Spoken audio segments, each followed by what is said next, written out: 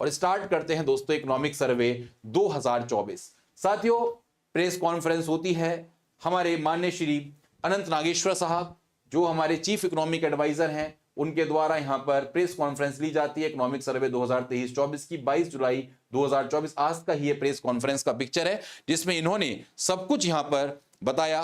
किसके बारे में बताया साथियों? प्रॉपर इकोनॉमिक सर्वे, हमारी जो आर्थिक सर्वेक्षण है उसके बारे में कंप्लीट जानकारी दी, पूरे साल की रिपोर्ट बताई, क्या है क्या नहीं है। तो चलिए साथियों स्टार्ट करते हैं। तो इकोनॉमिक सर्वे 2023-24 आपका सबसे पहले union minister for finance and corporate affairs, आप सब नाम जानते हैं, श्रीमती निर्मला सीतारमण जी के द्वारा साथियों यहां पर एक तरीके से प्रेजेंट किया गया।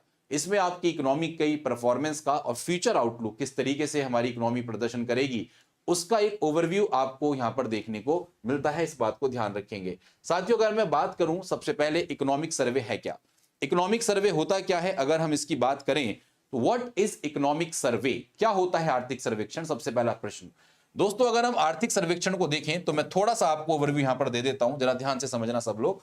दोस्तों आप सबको एक जानकारी होगी, जब मैं बजट की बात, 1 मिनट के लिए बस मैं आपका ध्यान अटेंशन करना चाहूंगा थोड़ा सा, जिससे आपको एक ओवरव्यू, एक अप्रोच मिल जाए।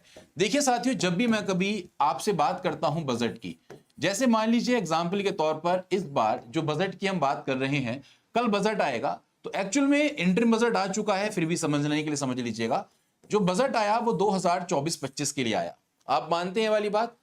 और 2024-25 में जब बजट आया तो आपको एक चीज की जानकारी होगी कि हमेशा, जैसे मान लीजिए मैं 1 फरवरी के एग्जांपल से आपको समझाता हूं। सपोज 1 फरवरी 2024 को बजट आया, तो ये अगले वित्त वर्ष के लिए आया। अगले साल में हमारे देश में होने वाले जो अनुमानित राजस्व है और अनुमानित हमारे जो व्यय है, उसकी चर्चा आपको यहां पर देखने को मिलती है 1 फरवरी 2024 को बजट के अंतर्गत। ठीक है, तो ये एक तरीके से हम अगर देखेंगे तो इसको बोलते हैं बजट एस्टिमेट, कि भाई आने वाले साल के लिए हम क्या अनुमान लगा रहे हैं कि कितना सरकार का यहां पर एक्सपेंडिचर होगा और सरकार को कितनी रेवेन्यू की प्राप्ति होगी। ठीक है, जब 1 फरवरी 2000 चल रही है तो आपको पता होगा इस वर्ष कौन सा वित्त वर्ष चल रहा होगा, तो आप समझदार हैं, 2023-2024 वित्त वर्ष चल रहा होगा। बात समझ में आ रही है? तो एक्चुअल में पिछले वर्ष का इकोनॉमी का क्या परफॉर्मेंस रहा है, पिछले वर्ष इकोनॉमी कैसे परफॉर्म करी है, इसकी चर्चा दोस्तों आपकी इकोनॉमिक सर्वे के माध्यम से आपको देखने को मिलती है। ठीक है, पिछले वर्ष कैसा परफॉर्मेंस रहा हमारे फाइनेंशियल ईयर का, मैं उम्मीद करता हूं बात समझ में आ रही होगी। तो ये एक तरीके की साथियों क्या है, याद रखें, एक एनुअल रिपोर्ट आपको देखने को मिलेगी, एक वार्षिक दस्तावेज आपको देखने को मिलेगा, जो हमारी मिनिस्ट्री ऑफ फाइनेंस, या यूं कहें साथियों, अगर आपको मैं और क्लियर करूं तो जो हमारी मिनिस्ट्री ऑफ फाइनेंस है, याद रखें, जो हमारा वित्त मंत्रालय है, वित्त मंत्रालय में एक डिपार्टमेंट है जिसका नाम है डिपार्टमेंट ऑफ इकोनॉमिक अफेयर्स। क्या नाम है दोस्तों? डिपार्टमेंट ऑफ इकोनॉमिक अफेयर, यानी कि आर्थिक मामलों का मंत्रालय। डिपार्टमेंट ऑफ इकोनॉमिक अफेयर्स के अंतर्गत 2 डिवीजन होती हैं, एक इसकी डिवीजन होती है बजट डिवीजन और एक डिवीजन होती है इकोनॉमिक डिवीजन। तो साथियों जो बजट पेश करता है वो बजट प्रभाग नहीं करता, जो आर्थिक सर्वेक्षण, मतलब बजट पेश करने का कार्य बजट डिवीजन करेगी और आर्थिक सर्वेक्षण यहां पर जो पेश करने का कार्य है वो इकोनॉमिक डिवीजन के द्वारा किया जाता है। तो पूरा का पूरा इकोनॉमिक सर्वे यहां पर जो आर्थिक सर्वेक्षण है वो मिनिस्ट्री ऑफ फाइनेंस के अंतर्गत डिपार्टमेंट ऑफ इकोनॉमिक अफेयर्स, आर्थिक मामलों का मंत्रालय, ठीक है, आर्थिक मामलों के मंत्रालय के अंतर्गत जो इकोनॉमिक डिवीजन है वो साथियों यहां पर क्या करती है, बजट को, आपके इकोनॉमिक सर्वे को जारी करती है। ठीक है, और आमतौर पर ऐसा देखा गया है कि उसे बजट से 1 दिन पहले इसको जारी किया जाता है। ठीक है, तो ये एनुअल डॉक्यूमेंट है जिसमें हमारी सरकार की परफॉर्मेंस क्या रही, पिछले साल कैसे आउटकम्स रहे इकोनॉमी में, उस सबको यहां पर बताने की बात की जाती है। एक ऐसा सर्वेक्षण जो इकोनॉमिकल एस्पेक्ट को ध्यान में रखकर बनाया जा रहा हो, पिछले साल क्या रहा, उसके बेसिस पे आगे हम कैसे देखते हैं अपनी इकोनॉमी को, उसके बारे में आपको यहां पर इकोनॉमिक सर्वे में चर्चा देखने को मिलेगी। अगला सवाल आपके सामने आता है, जो दूसरा क्वेश्चन होता है कि इकोनॉमिक सर्वे को यहां पर बनाने की बात जब की जाए कि इकोनॉमिक सर्वे भाई यहां पर कौन कंपोज करता है, तो याद रखें एक पद होता है जिसको बोलते हैं चीफ इकोनॉमिक एडवाइजर, मुख्य आर्थिक सलाहकार। मुख्य आर्थिक सलाहकार दोस्तों मिनिस्ट्री ऑफ फाइनेंस के अंतर्गत आपको देखने को मिलेंगे। और याद रखें ये गलत नाम है, इस नाम को तुरंत काट दें। ठीक है, ये नाम बिल्कुल गलत है, याद रखिएगा, ये नाम आपका गलत है। अभी आपको चेक करने के लिए मैंने दिया था कितने बच्चे यहां पर बोलते हैं। दोस्तों एक भी बच्चे का आंसर नहीं आया। याद रखें ये कौन से उसके थे, ये बात की चर्चा करेंगे। सबसे पहले याद रखिएगा हमारे मुख्य आर्थिक सलाहकार कौन है, तो अभी मैंने आपको एक पिक्चर दिखाई थी, सबसे पहले क्लास में दिखाई थी, तो वही दोस्तों हमारे आर्थिक सलाहकार हैं, आपके सामने नाम लिखा हुआ है, क्या नाम है, अनंत नागेश्वरन साहब।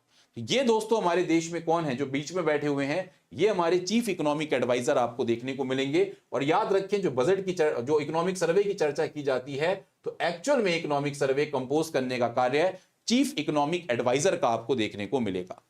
ठीक है, किसका मिलेगा, चीफ इकोनॉमिक एडवाइजर का आपको यहां पर देखने को मिलेगा।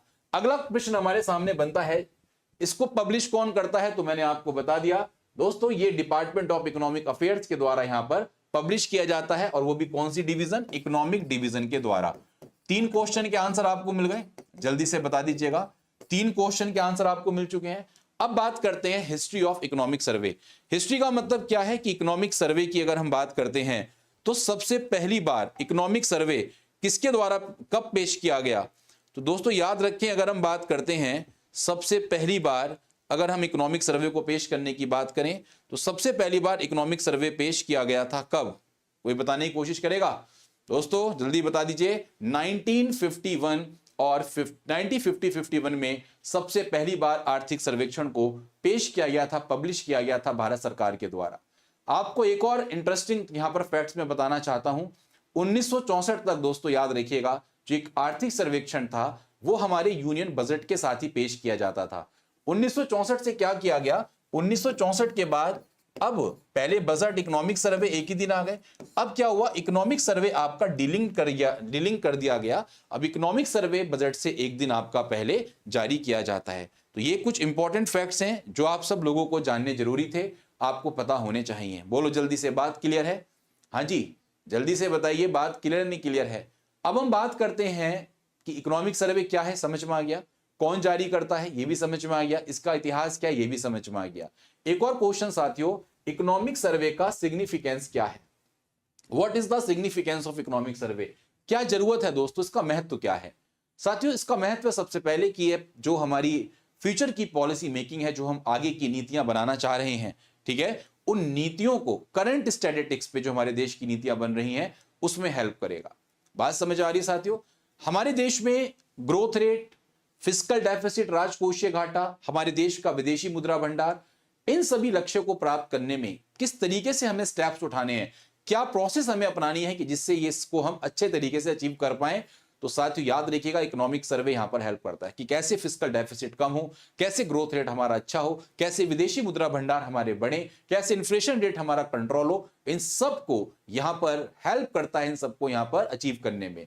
इसके अलावा साथियों हमारे देश की अगले साल का जो वित्त वर्ष है उसके मतलब बजट बनाने में, भाई अगले साल जो वित्त वर्ष है उसका बजट मेकिंग प्रोसेस कैसे होगी, उस सब के बारे में साथियों आपको कौन बताता है, इकोनॉमिक सर्वे बताता है। तो एक तरीके से अगर हम देखेंगे तो इकोनॉमिक सर्वे का क्या क्या उद्देश्य है, ये एक तरीके से भारतीय अर्थव्यवस्था के वर्तमान आंकड़ों के आधार पर भविष्य की नीति बनाने में मदद करता है, हमारे इकोनॉमी के मैक्रो इकोनॉमिक्स कॉन्सेप्ट्स को, जितने भी मैक्रो इकोनॉमिक्स कॉन्सेप्ट हैं उसके टारगेट को अचीव करने में हेल्प करता है, और सबसे इंपॉर्टेंट दोस्तों हमारे देश में बजट मेकिंग प्रोसेस को बनाने में ये हेल्प करता है। यहां तक बात सबको क्लियर है, कोई दिक्कत तो नहीं? अब साथ ही यहां पर आइए बात करते हैं इस बार के इकोनॉमिक सर्वे के बारे में। दोस्तों इस बार अगर आप देखेंगे तो टोटल इकोनॉमिक सर्वे में लगभग आप देखेंगे तो 13 चैप्टर आपको यहां पर देखने को मिल रहे हैं। अलग अलग चैप्टर अलग अलग बातें बोल रहे हैं। पहला चैप्टर बात करता है स्टेट ऑफ द इकोनॉमी की, ठीक है, कि किस तरीके की स्टेट ऑफ द इकोनॉमी, अर्थव्यवस्था का क्या एक दायरा हमें देखने को मिल रहा है। दूसरा दोस्तों हमारे देश में किस तरीके से मौद्रिक प्रबंधन पर, मॉनेटरी मैनेजमेंट पर चर्चा की गई, किस तरीके से प्राइसेस एंड इन्फ्लेशन का काम है, क्या ये अंडर कंट्रोल है, किस तरीके से कार्य कर रहे हैं। हमारे देश का एक्सटर्नल सेक्टर, एक्सटर्नल सेक्टर का मतलब भारत को छोड़कर रेस्ट ऑफ द वर्ल्ड को हम क्या बोलते हैं, एक्सटर्नल सेक्टर, उसकी क्या अप्रोच है। इसके अलावा यहां पर हमारे न्यू इंडिया की हम किस तरीके से मीडियम टर्म आउटलुक देख रहे हैं। इसके साथ साथ साथियों हमने चैप्टर 6 में क्लाइमेट चेंज और एनर्जी ट्रांजिशन के बारे में बात की कि किस तरीके से जलवायु परिवर्तन किए जा रहे हैं। वहीं पर साथियों हम बात कर रहे हैं सोशल सेक्टर किस तरीके से परफॉर्म कर रहे हैं, हमारे देश में एम्प्लॉयमेंट और स्किल डेवलपमेंट के रूप में क्या कार्य किए गए, एग्रीकल्चर फूड मैनेजमेंट के रूप में क्या कार्य किए गए, हमारे देश की जो इंडस्ट्रीज हैं स्मॉल और मीडियम किस तरीके से कार्य कर रही हैं, हमारे देश में सर्विसेज जो हैं वो किस तरीके से फ्यूल कर रहा है ग्रोथिंग अपॉर्चुनिटीज को, इंफ्रास्ट्रक्चर किस तरीके से हमारे यहां पर देखने को मिल रहा है, कैसे हमारे देश का पोटेंशियल ग्रोथ को लिफ्ट कर रहा है, और इसी के साथ साथ क्लाइमेट चेंज और भारत में हम क्या इंपॉर्टेंट टर्म्स देखने को मिल रही हैं, इन सब की चर्चा दोस्तों हम आज के इस पर्टिकुलर इकोनॉमिक सर्वे में करने जा रहे हैं। तो एक एक करके मैं आप लोगों को यहां पर सब कुछ बताने जा रहा हूं, याद रखिएगा। एक बार मुझे सब लोग ये बोल दीजिए, जो वॉइस आ रही है वो क्लियर है ना, कोई इशू तो नहीं हो रहा आप लोगों को? आप ईयरफोन यूज कर सकते हैं अगर आपको दिक्कत हो। यहां से सब कुछ ओके है और काफी बच्चे बोल रहे हैं वॉइस ओके है, कोई इशू नहीं आ रहा। मैं उम्मीद करूंगा इस क्लास के लिंक को आप अपने साथियों के पास शेयर करें। सभी एस्पिरेंट्स को इकोनॉमिक सर्वे पता होना चाहिए, क्या है इकोनॉमिक सर्वे, उसमें किस किस चीज की बात की गई। तो टोटल दोस्तों 13 चैप्टर आपको इस बार देखने को मिले। सबसे पहले मैं एक काम करता हूं आप सब लोगों के लिए, इन सब से दूर मैं आपको पहले पिक्चोरियल रिप्रेजेंटेशन, किस तरीके से हमारी अर्थव्यवस्था रही है, सबसे पहले मैं उसको दिखाने की कोशिश करूंगा, फिर मैं आपको कुछ पॉइंट्स के माध्यम से चीजें बताऊंगा। तो सबसे पहले साथियों, इकोनॉमिक सर्वे 2024 में भारतीय अर्थव्यवस्था पर एक नजर मैं आप लोगों को यहां पर दिखाने की कोशिश करूंगा। सबसे पहले देखते हैं ये टर्म। दोस्तों ये एक स्नैपशॉट आपको देखने को मिल रहा है सब लोगों को, और मैं उम्मीद करूंगा पूरी विजिबिलिटी आपके पास है, सबके पास विजिबिलिटी है। सबसे पहले अगर हम देखें, और हिंदी मीडियम वाले बच्चे परेशान ना हो, आपको जब पीडीएफ मिलेगी तो उसमें हिंदी में भी सब कुछ यहां पर मेंशन है।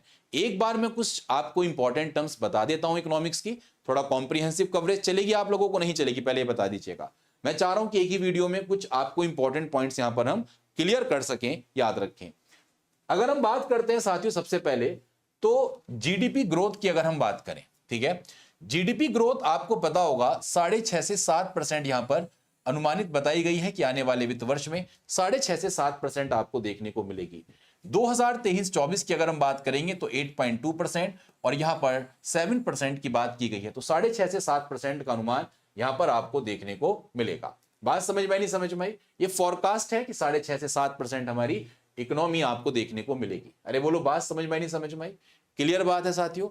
इसके अलावा अब हम बात करते हैं हमारे देश में जीडीपी ग्रोथ, आप जानते हैं ग्रॉस डोमेस्टिक प्रोडक्ट, सकल घरेलू उत्पाद में कितनी वृद्धि देखने को मिलेगी, ठीक है। दूसरा आता है दोस्तों फिस्कल डेफिसिट, राजकोषीय घाटा। सिंपल शब्दों में आप इस चीज को यह माने कि हमारे देश का जो टोटल एक्सपेंडिचर है और हमारे देश का जो टोटल रिवेन्यू है, हमारे देश के एक्सपेंडिचर और रिवेन्यू में जो डिफरेंस है। बट यहां पर एक चीज आपको याद रखनी है, इस रिवेन्यू में सरकार जो पैसा बोरो करती है, उधार लेती है, हम उसको यहां पर इंक्लूड नहीं करते हैं। तो फिस्कल डेफिसिट हमें यह बताता है कि हमारी सरकार को अभी और कितना पैसा बोरो करना है जिससे हम अपने देश की अर्थव्यवस्था को चला सके। तो यहां पर दोस्तों इस बार यह अनुमान लगाया जा रहा है, और एग्जैक्ट अगर हम पिक्चर देखेंगे तो हमारे सामने क्या देखने को मिल रहा है, 5.6% आपको यहां पर देखने को मिल रहा है फिस्कल डेफिसिट।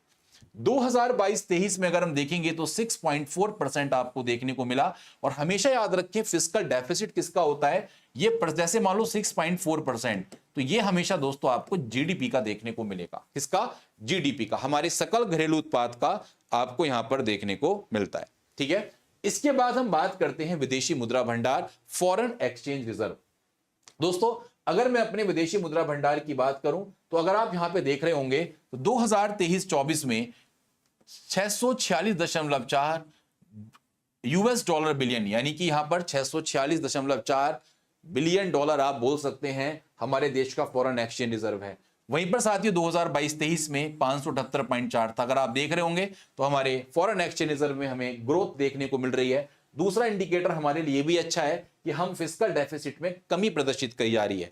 हमेशा फिस्कल डेफिसिट अगर हमारा कम है, राजकोषीय घाटा, तो हमारे देश के लिए अच्छे संकेतक हैं, क्योंकि हम घाटे में नहीं जाएंगे। तो एक संकेतक ये अच्छा मिल रहा है, एक संकेतक ये अच्छा मिल रहा है।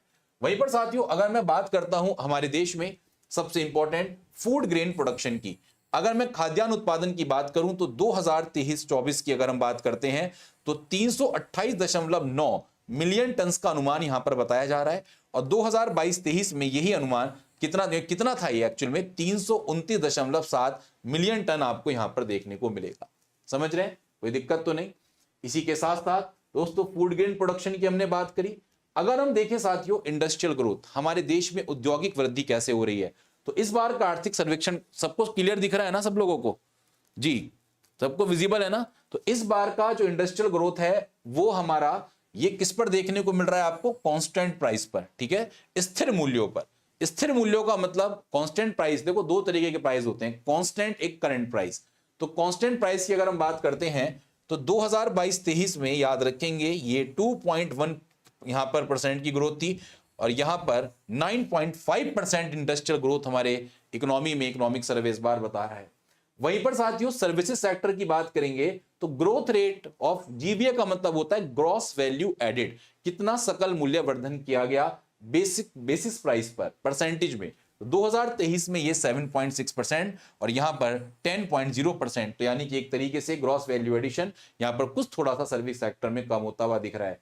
कैपिटल एक्सपेंडिचर पूंजी व्यय, दोस्तों पूंजी व्यय ऐसे व्यय होते हैं जिससे हमारी सरकार की एसेट्स बढ़ती हैं और सरकार की लायबिलिटीज कम होती हैं। एक तरीके से हम पूंजी व्यय को डेवलपमेंटल एक्सपेंडिचर के रूप में भी जानते हैं, ठीक है। तो पूंजी व्यय की अगर हम बात करेंगे तो इस बार ये बताया गया है कि 2023-24 में 3.2% ऑफ जीडीपी यानी कि हमारी जीडीपी का 3.2% भाग हम कैपिटल एक्सपेंडिचर हमारा देखने को मिल रहा है और यहां पर 2022-23 में 2.7%।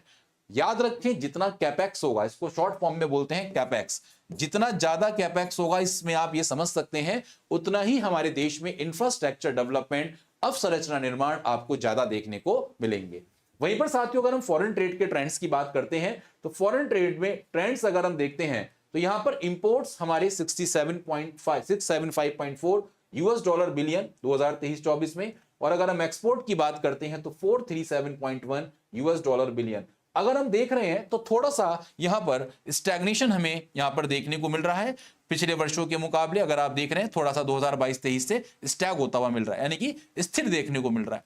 इंपोर्ट्स की बात करेंगे, इंपोर्ट्स थोड़े से हमारे यहां पर डेक्लाइन होते हैं। इंपोर्ट्स यानी कि आयात, और ये बहुत अच्छी बात है हमारे देश के लिए कि अगर हमारे देश में हम इंपोर्ट्स कम से कम करेंगे, if we are doing import substitution, आयात विस्थापन, दोस्तों it will boost the economy को बूस्टअप देगा, ये बात ध्यान रखें, ठीक। तो पूरी इकोनॉमी जिन्होंने मुझसे पढ़ी है उनको सबको समझ में आ रहा होगा क्या है एक्चुअल में। तो एक पूरा आपको डेटा समझ में आ गया, इकोनॉमी एट अ ग्लांस समझ में आ गई आप लोगों को, जल्दी से बता दीजिएगा। हिंदी वाले बच्चों के लिए लिखा हुआ है, ज्यादा नहीं सोचना, बस बेसिक चीजें आपको पता होनी चाहिए। जैसे राजकोषीय घाटे का क्वेश्चन पेपर में एक क्वेश्चन इस बार आ रहा है, नोट कर लो, पक्का आएगा इस बार क्वेश्चन, कोई नहीं रोक सकता। हो सकता है कैपिटल एक्सपेंडिचर का भी क्वेश्चन पेपर में ऐसे ही एज इट इज लिख कर आ जाए। दोस्तों it is one of the most important class, कुछ पढ़ो या मत पढ़ो, इकोनॉमिक सर्वे का एक बार ग्लांस दिमाग में जरूर लेके चलो, क्या है क्या नहीं है। विदेशी मुद्रा भंडार 2023-24 में कितनी बात की गई, तो 646.4 यूएस डॉलर बिलियन की बात की गई। ये चीज आपको दोस्तों बाय डिफॉल्ट अच्छे तरीके से क्या है पता होनी चाहिए, तभी आपको यहां पर एक अंडरस्टैंडिंग प्रॉपर आपको देखने को मिलेगी अपने सब्जेक्ट की। बात क्लियर साथियों। इसी के साथ साथ मैं आपको बताना चाहूंगा, आज हमारे यहां पर आप क्लास देख रहे हैं और स्टडी IQ के प्लेटफॉर्म पर one of the best classes, one of the best courses के साथ हम बढ़ रहे हैं आगे, और आज लास्ट डेट है। आपको बताना चाहूंगा प्राइस 50% डाउन है, it is the last date. आज के बाद आप एडमिशन में कल 50% फिर ये प्राइस बढ़ जाएगा। तो if someone wants to purchase the batch, मेरे लिए इंपॉर्टेंट इंफॉर्मेशन थी, कई बच्चे पूछ रहे थे, तो it is the last date, आज लास्ट डेट है, याद रखें। एडमिशन 22 जुलाई 2024 को क्लोज हो जाएंगे, इस बात को ध्यान रखें। एनीवे अगली बात करता हूं, हमारे पॉलिटी के क्वेश्चंस की इंपॉर्टेंट सीरीज चल रही है यूट्यूब पर, जो बच्चे नहीं देख रहे हैं फ्री क्लासेस हैं। कल आपको यहां पर इस तरीके से सेट हम 15 सेट तक अभी लेकर चल रहे हैं, तो आज 11 सेट पढ़ाया गया था, 12वां सेट कल नहीं परसों होगा अब 11 बजे, ठीक है। तो सभी लोग इस सेट को भी देखना ना भूलें। चलिए दोस्तों अब हम बात करते हैं इकोनॉमिक सर्वे की, एक एक पॉइंट को और अब इलॉबरेट करके पिक्चराइज मेथड से देखने की कोशिश करते हैं। तो सब लोग तैयार हैं साथियों बताने के लिए, समझने के लिए, जल्दी से बता दो। देखो कुछ मजा आ रहा है नहीं आ रहा, जिन्होंने इकोनॉमिक्स पढ़ी है उनको मजा आ रहा है नहीं आ रहा, इसकी पीडीएफ मैं आपको प्रोवाइड कर दूंगा, उसके लिए परेशान ना हो कोई भी बच्चा। इकोनॉमिक सर्वे में जीडीपी ग्रोथ का देख लेते हैं एक बार, क्या क्या बोला गया। अब थोड़ी पिक्चर आपके सामने बिल्कुल क्लियर आपको देखने को मिल रही होगी, साफ साफ पिक्चर आपको देखने को मिल रही है। सब लोगों को बता दीजिएगा पिक्चर में कोई इशू तो नहीं। वीडियो को लाइक करना ना भूलें और अपने साथियों के पास शेयर जरूर करें। Everyone should share with your friends. अभी आप लोगों ने वीडियो को ना लाइक किया और ना अपने आप साथियों के पास शेयर कर रहे हैं। दोस्तों इकोनॉमिक सर्वे की अगर हम बात करते हैं तो यहां पर जीडीपी ग्रोथ जो इस बार बताई गई है, ध्यान रखें जीडीपी वृद्धि दर, तो ये आपको बताई गई है कांस्टेंट प्राइस पे। दो तरीके से हम जीडीपी निकालते हैं, आप सबको पता होगी, एक हम करंट प्राइस पर निकालते हैं और एक हम साथियों कांस्टेंट प्राइस पर निकालते हैं। कांस्टेंट प्राइस का मतलब होता है बेस ईयर, और हमारे लिए 2011-12 जीडीपी का कांस्टेंट प्राइस का बेस ईयर होता है, यानी कि हम क्वांटिटी इस साल की और बेस प्राइस पहला, ठीक है। उसके आधार पर हम क्या करते हैं, अपने देश में कांस्टेंट प्राइस पर जीडीपी निकालते हैं, जिसको आप सब लोग किस नाम से जानते हैं, रियल जीडीपी। जब भी कभी कांस्टेंट प्राइस पर निकाली जाए तो ये हम रियल जीडीपी की बात कर रहे हैं, और रियल जीडीपी में ही दोस्तों एक्चुअल में परसेंटेज में बात होती है। तो अगर आप देखेंगे तो 2024-25 का अनुमान क्या है, ये बहुत बहुत बहुत बहुत इंपॉर्टेंट क्वेश्चन है। एग्जामिनर हो सकता है आपको स्टेटमेंट में क्वेश्चन दे दे 6.5 से 7%। आपको यहां पर 2023-24 की अगर मैं बात करूं आपसे, तो ये कितना देखने को मिल रहा है आपको, 8.2%। There is a slight difference, थोड़ा सा पिछले वर्षों के मुकाबले इकोनॉमिक ग्रोथ हमें कम देखने को मिल रही है। देयर आर सेवरल रीजंस, बहुत सारे रीजंस हो सकते हैं। दूसरा साथियों, हम बात करते हैं कैपिटल एक्सपेंडिचर की, एक बार जरा जल्दी से देख लीजिएगा। अगर हम अपने देश में पूंजी व्यय, देखिए आप इंफ्रास्ट्रक्चर के निर्माण की बात करते हैं, तो यहां पर जो 2022-23 में 2.7% जीडीपी का था, अब वो 3.2% आपको देखने को मिल रहा है। तो ये अच्छा संकेत है कि हमारी सरकारें अब इंफ्रास्ट्रक्चर डेवलपमेंट पर ज्यादा फोकस करने की कोशिश कर रही हैं, ये भी बात ध्यान रखेंगे। इसके साथ साथ दोस्तों अगले हम बढ़ते हैं fiscal deficit. This is one of the most important indicator. इससे एक क्वेश्चन आपके पेपर में रखा हुआ आप लोगों को मिलेगा। 100% आपके पेपर में एक क्वेश्चन आपको देखने को मिलना ही मिलना है। अगर कोई ताकत रोक सके तो मुझे बता देना। मैं यहां पर आपसे आज चीजें डिस्कस कर रहा हूं तो इसका मतलब ये पेपर के लिए बहुत इंपॉर्टेंट है, बहुत इंपॉर्टेंट। फिस्कल डेफिसिट, राजकोषीय घाटा, कि सरकार को अभी कितना पैसा और बोरो करना है। दोस्तों यहां पर याद रखेंगे ये है 5.6% of the GDP. 5.6% of GDP की बात यहां पर की जा रही है। इतना फिस्कल राजकोषीय घाटा हमारा देखने को मिल रहा है। इसके बाद अगले इंडिकेटर पे जाएंगे तो खाद्यान्न उत्पादन में हमारी क्या स्थिति रही दोस्तों इस बार। तो इस बार हमारी सरकारें बोलती हैं कि हमने इतना खाद्यान्न उत्पादन किया। याद रखिएगा, इसमें हमने सीरियल्स एंड पल्सेस, आप सब जानते हैं यहां पर सीरियल एंड पल्सेस का मतलब क्या होता है, ठीक है। अरे बोलो, बात समझ में नहीं समझ में आई जी? क्लियर है बात? 328.9, 329.7 2022-23 में हमारा मिलियन टन खाद्यान्न उत्पादन हमारे देश में हुआ। एक ऐसा देश जहां पर स्टार्टिंग के फेज में खूब खाद्यान्न उत्पादन हुआ करते थे। आजादी के बाद हमारी जमीनों को जब उनकी फर्टिलिटी, उनकी उपजाऊपन को कम किया गया, क्लाइमेट कंडीशन एडवर्स नहीं दोस्तों, हमारे देश में फूड ग्रेन्स इतने ज्यादा वस्ट हो गए थे कि हमें इंपोर्ट करने पड़ रहे थे। आज देखिए दोस्तों, भारत एक अच्छी दिशा की ओर बढ़ता हुआ, एक आगे बढ़ता हुआ, एक आगे की राह को चुनता हुआ हमारा प्यारा भारत। दोस्तों हम बात करते हैं फॉरेन एक्सचेंज रिजर्व की। अब आज देखो, एक जमाना था जब हमारे पास विदेशी मुद्रा भंडार खत्म हो गए थे। 1991 के दौर को याद करो दोस्तों, जब हमारे देश में हमारे पास इतना भी फॉरेन एक्सचेंज रिजर्व नहीं था कि हम फूड ग्रेन्स को इंपोर्ट कर सकें। आज आप देख सकते हैं दोस्तों 646.4 कितना US$ बिलियन हमारा फॉरेन एक्सचेंज रिजर्व है। It is the good sign for the economy. याद रखें, फॉरेन एक्सचेंज रिजर्व का मैं करूंगा क्या, what I will do for why foreign exchange reserve, कभी इसके बारे में विस्तृत चर्चा करेंगे। इसमें क्या क्या चीजें शामिल होती हैं, जैसे इसमें गोल्ड होते हैं, है ना, SDR होते हैं, रिवर्स ट्रेंच होते हैं, उसको बाद में कभी डिस्कस करेंगे। तो फॉरेन रिजर्व हमारे देश का फिलहाल अभी 646.4 बिलियन डॉलर आपको देखने को मिल रहा है, ठीक है। हम ओवरऑल यहां पर देखने की कोशिश करेंगे और ये बढ़ रहा है।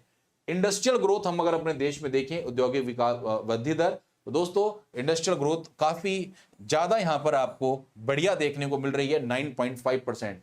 2022-23 में ये रेशो बहुत कम रहा, 2021-22 के दरमियान अच्छा रहा, और ये टाइम पीरियड आप जानते हैं माइनस में क्यों रहा। इसके पीछे का कारण आप जानते हैं, कोरोना पैंडेमिक। ये बिल्कुल इंडस्ट्रियल ग्रोथ हमारे देश की नीचे की साइड आपको देखने को मिली थी। दोस्तों अगर मैं सर्विस सेक्टर ग्रोथ की बात करता हूं हमारे देश में, ये भी मैं ऑलरेडी पढ़ा चुका हूं, एक बार विस्तृत रूप से आपको बता रहा हूं। सर्विस सेक्टर ग्रोथ हम देखें तो 7.6, आप प्लीज इसको कॉपी पे नोट कर लेना। It is one of the most important question. एक बार और दोबारा से बोलना चाहूंगा, ये पेपर का बहुत इंपॉर्टेंट क्वेश्चन दोस्तों आपको देखने को मिलेगा कि हमारे सेवा क्षेत्र में, आपको पता होगा there are 3 sector, primary and second one is secondary and third one is tertiary, ठीक है। और टर्शरी सेक्टर को ही हम क्या बोलते हैं, सर्विस सेक्टर, जिसके एम्प्लॉइज को व्हाइट कॉलर वर्कर के रूप में भी जाना जाता है। ये आप सब अच्छे तरीके से जानते होंगे, ठीक। नेक्स्ट हम बढ़ते हैं दोस्तों, टॉप रेमिटेंसेस रिसिपेंट्स। सबसे पहले रेमिटेंस का मतलब समझ लें। रेमिटेंस का मतलब होता है विदेशी प्रेषण प्राप्तकर्ता। दोस्तों हमारे भारत के लोग बहुत विदेशों में काम कर रहे हैं, अब वो अपने घर पर हमारे क्या करते हैं, पैसा भेजते हैं। तो वो जो पैसा भेजते हैं उसको क्या बोलते हैं, फॉरेन रेमिटेंसेस। अगर हम शीर्ष प्रेषण प्राप्तकर्ता की बात करेंगे तो दोस्तों ड्यूरिंग 2023 US$ बिलियन की अगर हम बात करेंगे तो इंडिया आप देख सकते हैं 120 US$ बिलियन के साथ कहां पर है, किस पोजीशन पर है, टॉप पोजीशन पर आपको देखने को मिल रहा है। फिर मैक्सिको 66, चाइना 50, फिलीपींस 39, 27 पे है आपका पाकिस्तान।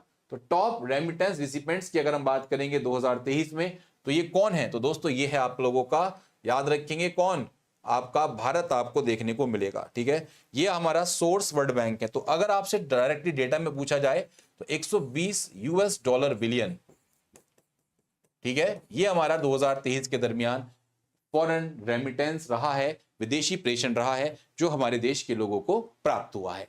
ठीक है, समझ आ रही है। नेक्स्ट हमारा साथियों आता है, ये थोड़ा सा इंपॉर्टेंट है कि वित्त वर्ष 2024 के लिए इकोनॉमिक सर्वे में थोड़ा सा यहां पर चर्चा की गई है कि भारत के आर्थिक विकास का या रोबस्ट पाथवे टू इंडिया हम किस तरीके से बनाएंगे। बहुत इंपॉर्टेंट चीज है कि हम वित्त वर्ष 2024 के लिए भारत के आर्थिक विकास का सुदृढ़ पथ कैसे मजबूत करेंगे, रोबस्ट पाथवे इंडिया की इकोनॉमिक ग्रोथ के लिए कैसे क्रिएट करेंगे। साथियों आपको बताना चाहूंगा इसमें कुछ चीजें आपको ध्यान रखनी है। कैसे ध्यान रखनी है, आइए समझने की कोशिश करते हैं। सबसे पहले इसमें डेटा आपको देखने को मिलेगा इंडियन इकोनॉमी, क्योंकि इंडियन इकोनॉमी की अगर हम बात करते हैं तो ये रियल टर्म्स में, जैसे कि मैंने आपको बताया, 6.5 से 7% आपको देखने को मिलेगी। हम ये देख रहे हैं कि किस तरीके से रोबस्ट पाथवे इंडिया की इकोनॉमिक ग्रोथ को आने वाले वित्त वर्ष के लिए मिलने जा रहा है। तो हमने पहले अनुमान लगाया कि 6.5 से 7% हमारी रियल टर्म्स में जीडीपी देखने को मिलेगी। अगली यहां पर बात, हमारे देश में अगर हम देखेंगे इस समय लो डोमेस्टिक इन्फ्लेशन देखने को मिल रहा है, यानी कि निम्न घरेलू महंगाई दर है। अच्छी बात है, लिमिटेड है तो बहुत अच्छी बात है। हाई ग्रोथ रेट है। इसके अलावा हमारे यहां पर दोस्तों सबसे इंपॉर्टेंट बात, स्टेबल एक्सटर्नल सेक्टर जो हैं वो इंपार्ट कर रहे हैं रिजलायंस टू दी इकोनॉमी, यानी कि भारतीय अर्थव्यवस्था को मजबूती प्रदान करने के लिए जो हमारा भारी क्षेत्र एक्सटर्नल सेक्टर है, वो हमारा स्टेबल एक्सटर्नल सेक्टर एक बहुत बड़ा इंडियन इकोनॉमी को मजबूती प्रदान करने में योगदान दे रहा है। तो हाई ग्रोथ के साथ लो डोमेस्टिक इन्फ्लेशन के साथ हम आगे बढ़ने जा रहे हैं। अरे बोलो बात समझ में नहीं समझ में आई। इसके साथ साथ इसमें एक और चीज बताई गई है कि जो हमारा प्राइवेट कंजम्पशन है ये हमारा स्थिर रहने जा रहा है, यानी कि जो निजी खपत है हमारे देश में और जो स्ट्रॉन्ग इन्वेस्टमेंट की डिमांड आ रही है कि हम निवेश जो है हमारे वो बढ़ने के यहां पर कगार की बात की गई है, मजबूत निवेश मांग की बात की गई है। तो अगर ऐसा हुआ कि हमारे यहां पर प्राइवेट कंजम्पशन स्थिर रहे और मजबूत निवेश मांग रही, तो दोस्तों भारत की जीडीपी जो वृद्धि है वो मजबूत होने के कगार पर है, वो रोबस्ट रहेगी, अच्छी जीडीपी यहां पर बोले जाने की बात की जा रही है। ठीक है, तो इसका मतलब क्या हुआ, रोबस्ट पाथवे की बात की गई है। 3 इंपॉर्टेंट इंडिकेटर्स, ये मेंस आंसर राइटिंग के लिए बहुत इंपॉर्टेंट है कि भारत किस तरीके से आर्थिक विकास का सुदृढ़ पथ अचीव कर सकता है and how can India can achieve robust pathway, ये आपको पता होना चाहिए to the India's economic growth financial year 2025। इसी में दोस्तों दूसरी बात याद रखेंगे, एक और इंपॉर्टेंट चीज, बहुत बहुत इंपॉर्टेंट चीज क्या है, जरा इसको समझने की कोशिश करते हैं दोस्तों। क्या है दोस्तों, यहां पर इंडिया की रियल जीडीपी यानी कि वित्त वर्ष 2024 में भारत की जीडीपी ये कह रहा है कि भाई 8.2% से, ठीक है, बढ़ी। जो वित्त वर्ष 2024 की, याद रखें वित्त वर्ष 2024 जो रहा उसकी 4 में से 3 तिमाहियों में से 8% से अधिक रही। यानी कि इंडिया की रियल जीडीपी अगर हम फाइनेंशियल 24 की बात करेंगे तो 8.2% से बढ़ी है। और इसने 8% का मार्क, यानी कि आपके 4 क्वार्टर होते हैं, सबको पता होगा, 12 महीने, 3 महीने का 1 क्वार्टर, तो 3 महीने में 8% से ज्यादा जीडीपी हमने अचीव की थी। बात समझ में आई? तो ये एक बहुत अच्छी बात है। ये वित्त वर्ष 2024 की अगर हम बात करें तो उसके लिए यहां पर भारत के आर्थिक विकास का सुदृढ़ पथ किस तरीके से देख रहे हैं, तो पिछले साल की परफॉर्मेंस किस तरीके से रही। इसके अलावा साथियों हमारे देश में अगर हम देखेंगे तो ग्रॉस फिक्स्ड कैपिटल फॉर्मेशन, हमारी सरकारें किस तरीके से ग्रॉस यानी कि टोटल, कितनी सकल स्थायी फिक्स्ड कैपिटल फॉर्मेशन कर पाई, तो दोस्तों यहां पर 2023-24 में 9% यहां पर इंक्रीमेंट हमें देखने को मिला। सबसे इंपॉर्टेंट बात, फाइनेंशियल ईयर 2024 के लिए एक बात याद रखेंगे, रिटेल इन्फ्लेशन आपका डेक्लाइन किया है। रिटेल इन्फ्लेशन का मतलब अगर हम बात करें तो यहां पर हम बात कर रहे हैं कंज्यूमर प्राइस इंडेक्स की, यानी कि सीपीआई की। रिटेल इन्फ्लेशन यानी कि हमारे कंज्यूमर्स के लिए जो इन्फ्लेशन होता है उसमें गिरावट देखने को मिली वित्त वर्ष 2024 में। ये अच्छी संकेत है कि कंज्यूमर्स के लिए रिटेल इन्फ्लेशन डेक्लाइन देखने को मिला। इसके अलावा रियल जीडीपी फाइनेंशियल ईयर 24 में दोस्तों रिकॉर्ड की गई 20% higher than its level in financial year 20 में जो हमारी अभी आपने देखा 20 में जीडीपी क्या थी और ये 20% हायर गई, तो it is a good indicator right now. 2024 के इंडिकेटर्स को अगर हम बताएं तो ये अच्छे इंडिकेटर्स का संकेत आपको देखने को मिल रहा है। तो मैं उम्मीद करता हूं बात समझ में आई। भाई इंडिया की रियल जीडीपी आपकी फाइनेंशियल ईयर 2024 में 8.2% से ग्रो करी। 8% का क्वार्टरली टारगेट रहा था, उसमें हमने बढ़ोतरी करी। हमारे देश में जो ग्रॉस फिक्स कैपिटल फॉर्मेशन है, भाई कैपिटल फॉर्मेशन किस तरीके से की जा रही है, उसमें 9% की इजाफा हुआ। रिटेल इन्फ्लेशन में दोस्तों आपको डेक्लाइन देखने को मिला और फाइनेंशियल ईयर 20 से रियल जीडीपी देखेंगे तो 20% हायर आपको देखने को मिलेगी। दोस्तों आप लोगों का फेवरेट चैप्टर आप सबको पता ही है कि steps towards control prices and inflation. हमारी सरकार ने किस तरीके से कौन कौन से स्टेप्स उठाए हमारे मूल्यों को और मुद्रास्फीति को कंट्रोल करने के लिए, ठीक है। इसमें हम देखेंगे क्या क्या हमारे देश में इन्फ्लेशन कितना रहा, कैसा रहा, इंटरनेशनल मॉनेटरी फंड ने क्या बोला, कैसे बोला, उसके बारे में यहां पर चर्चा करेंगे। तो सब लोग तैयार हैं? आप सबको पता होगा साथियों, अगर हम बात करते हैं प्राइसेस एंड इन्फ्लेशन की, मूल्य और आपकी मुद्रास्फीति की, तो इन्फ्लेशन आप सबको जानकारी होगी जब हमारी अर्थव्यवस्था में मुद्रा की आपूर्ति बहुत ज्यादा होती है दोस्तों, इससे लोग ज्यादा मांग करते हैं। जब लोग ज्यादा मांग करते हैं तो इससे सामान्य कीमत स्तर, जनरल प्राइस लेवल लगातार बढ़ने लग जाते हैं। सामान्य कीमत स्तर का लगातार बढ़ना ही क्या कहलाता है? इन्फ्लेशन कहलाता है।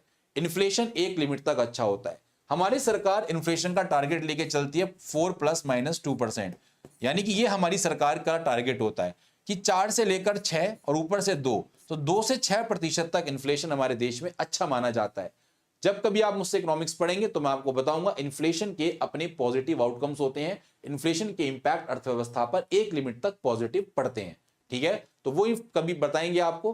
तो अभी हम अगर प्राइसेस एंड इन्फ्लेशन की बात करते हैं तो दोस्तों सबसे पहले आपको ये पता होनी चाहिए जो हमारी ग्लोबल कमोडिटी प्राइसेस हैं, जो हमारी वैश्विक उपभोक्ता वस्तुएं नहीं है, ग्लोबल कमोडिटी जो रही हैं, यानी कि जो ग्लोबल कमोडिटी के प्राइस हैं, वैश्विक वस्तुओं की कीमतें हैं, उसमें गिरावट आने की उम्मीद जताई गई। समझ रहे हैं? इसमें बताया गया है कि expected decline in global commodity prices. अगर हम ग्लोबल कमोडिटी या वैश्विक स्तर पर जो वस्तुएं उनकी कीमतों में गिरावट आ रही है तो ये दोस्तों भारतीय मुद्रास्फीति के लिए बेहतर संकेत आपको देखने को मिलेगा। दूसरा यहां पर आपको याद रखना है कि जो इन्फ्लेशन है वो आपका 4.55% पर फाइनेंशियल ईयर 25 में क्या बोला गया दोस्तों, इतने प्रतिशत, और वित्त वर्ष 2026 में 4.5% रहने की उम्मीद है। आरबीआई ने ऐसा बोला। One of the most important data right now, वित्त वर्ष 2024-25 में मुद्रास्फीति घटकर 4.5% की बात की जा रही है और 2026 में 4.1% रहने का उम्मीद है। तो इसका मतलब जो हमारी सरकार इन्फ्लेशन की टारगेटिंग करती है, जो मुद्रास्फीति का टारगेट रखती है, क्या उसकी टॉलरेंस लिमिट में लिमिट आ रही है? तो हमारी इकोनॉमी के लिए अच्छा संकेत है कि जब हम अपनी इकोनॉमी में दोस्तों याद रखिएगा अपनी अर्थव्यवस्था में वित्त वर्ष में 4.5% 4.1% की बात कर रहे हैं, it is the good indicator for the economy. यह इकोनॉमी के लिए एक अच्छा संकेत माना गया है। वहीं पर वर्ष 2024 में मुद्रास्फीति 4.6%, 2025 में 4.2% रह जाएगी। कौन बोल रहा है? आईएमएफ बोल रहा है। आईएमएफ बोल रहा है दोस्तों वर्ष 2024 में मुद्रास्फीति 4.6% और 2025 में 4.2% रहने की उम्मीद है। क्या साथियों, अगर मैं देखूं तो मेरा जो टारगेट है 4+-2%, क्या ये रेंज इसके बीच में आपको देखने को मिल रही है? यस और नो? ये दोनों रेंज दोस्तों आपको इसके बीच में देखने को मिल रही होंगी, तो it is a good indicator for the economy. Inflation हमारी अर्थव्यवस्था के लिए एक अच्छा संकेत यहां पर आपको देखने को मिल रहा है। क्लियर बात? वहीं पर बढ़ते हैं आगे कदम की ओर। दोस्तों यहां पर थोड़ा सा एक और इंपॉर्टेंट पॉइंट आपको देखने को मिल रहा है, क्या कि जो हमारे ज्यादातर राज्य हैं और जो हमारे केंद्र शासित प्रदेश हैं, ठीक है, वहां पर भी वित्त वर्ष 2024 में बहुत ध्यान से समझे स्टेटमेंट, कई सारे हमारे राज्य हैं, कई सारे केंद्र शासित प्रदेश, उन्होंने भी जो इन्फ्लेशन रेट है दोस्तों वहां पर कमी हुई है। अगर हम वित्त वर्ष 2023 से कंपेयर करें, बात समझ में आई? 28 राज्य हमारे, 8 केंद्र शासित प्रदेश हैं। टोटल राज्य केंद्र शासित प्रदेश कितने हैं? 36। तो आउट ऑफ 36, 29 जो हमारे राज्य व केंद्र शासित प्रदेश हैं, वहां पर वित्त वर्ष 2024 में अच्छा संकेत यह है कि 6% से कम हमें इन्फ्लेशन रेट देखने को मिला, बहुत इंपॉर्टेंट है। ठीक है, इसके बाद अगर हम बात करेंगे core inflation declined by 4 percentage points between April 2022 and June 2024। Core inflation कितना डेक्लाइन किया? 4 परसेंटेज पॉइंट्स डेक्लाइन किया। थोड़ा समझ लो, एक बार दिमाग से सुन लो, व्हाट इज कोर इन्फ्लेशन। दोस्तों, जब मैं अपनी अर्थव्यवस्था में सभी वस्तुओं और सेवाओं के प्राइसेस के बढ़ने की बात करूं कि सभी गुड्स एंड सर्विसेज के प्राइसेस बढ़ रहे हैं, लेकिन मैं पेट्रोल की कीमतें और खाद्यान्न फूड की कीमतें, समझ रहे हैं भाई, पेट्रोल और फूड की कीमतों को इंक्लूड ना करूं तो वो कहलाता है कोर इन्फ्लेशन। अब आप कहोगे सर पेट्रोल किसकी बात करी है मैंने? सही बोल रहा हूं ना, गलत तो नहीं बोल रहा? अरे सही बोल रहा हूं, फूड और फ्यूल बोल रहा हूं। बेसिकली दो वर्ड्स होते हैं, याद रखो, फूड और फ्यूल। भूल गए सब लोग? याद है भाई, दो चीजों को निकाल दो सारी वस्तुओं और सेवाओं में से, तो जो बचा डेट इज कोर इन्फ्लेशन। और इनको मैं कोर इन्फ्लेशन में फूड और फ्यूल के प्राइस इंक्लूड क्यों नहीं करता? क्योंकि वस्तुओं और जो हमारे ईंधन होते हैं इनके प्राइसेस हाईली वोलेटाइल होते हैं नेचर में, ये बदलते रहते हैं। डेट्स वाई कोर इन्फ्लेशन को यहां पर डिक्लाइन करने की बात की गई है। बात समझ में आई? अब कोर इन्फ्लेशन भी दो तरीके का होता है, एक होता है कोर सर्विसेज इन्फ्लेशन और एक होता है कोर गुड्स इन्फ्लेशन, वस्तुओं की महंगाई और आपकी सेवाओं की। तो यहां पर याद रखें, core service inflation 9 year low in financial year 24 और यहां पर core goods inflation decline to 4 years low in financial year 24। मैं उम्मीद करता हूं बात बिल्कुल क्लियर है। तो ये भी आपका पास डेटा आपको अच्छे तरीके से समझ में आ गया होगा। There is no such issue in this. बोलो बात समझ में नहीं समझ में आई? अब हम बात करते हैं दोस्तों अगला, India's inflation lower than rate of EMDEs in 2023। दोस्तों ये ईएमडीज क्या होते हैं? ईएमडीज का मतलब होता है इमर्जिंग एंड डेवलपिंग इकोनॉमीज।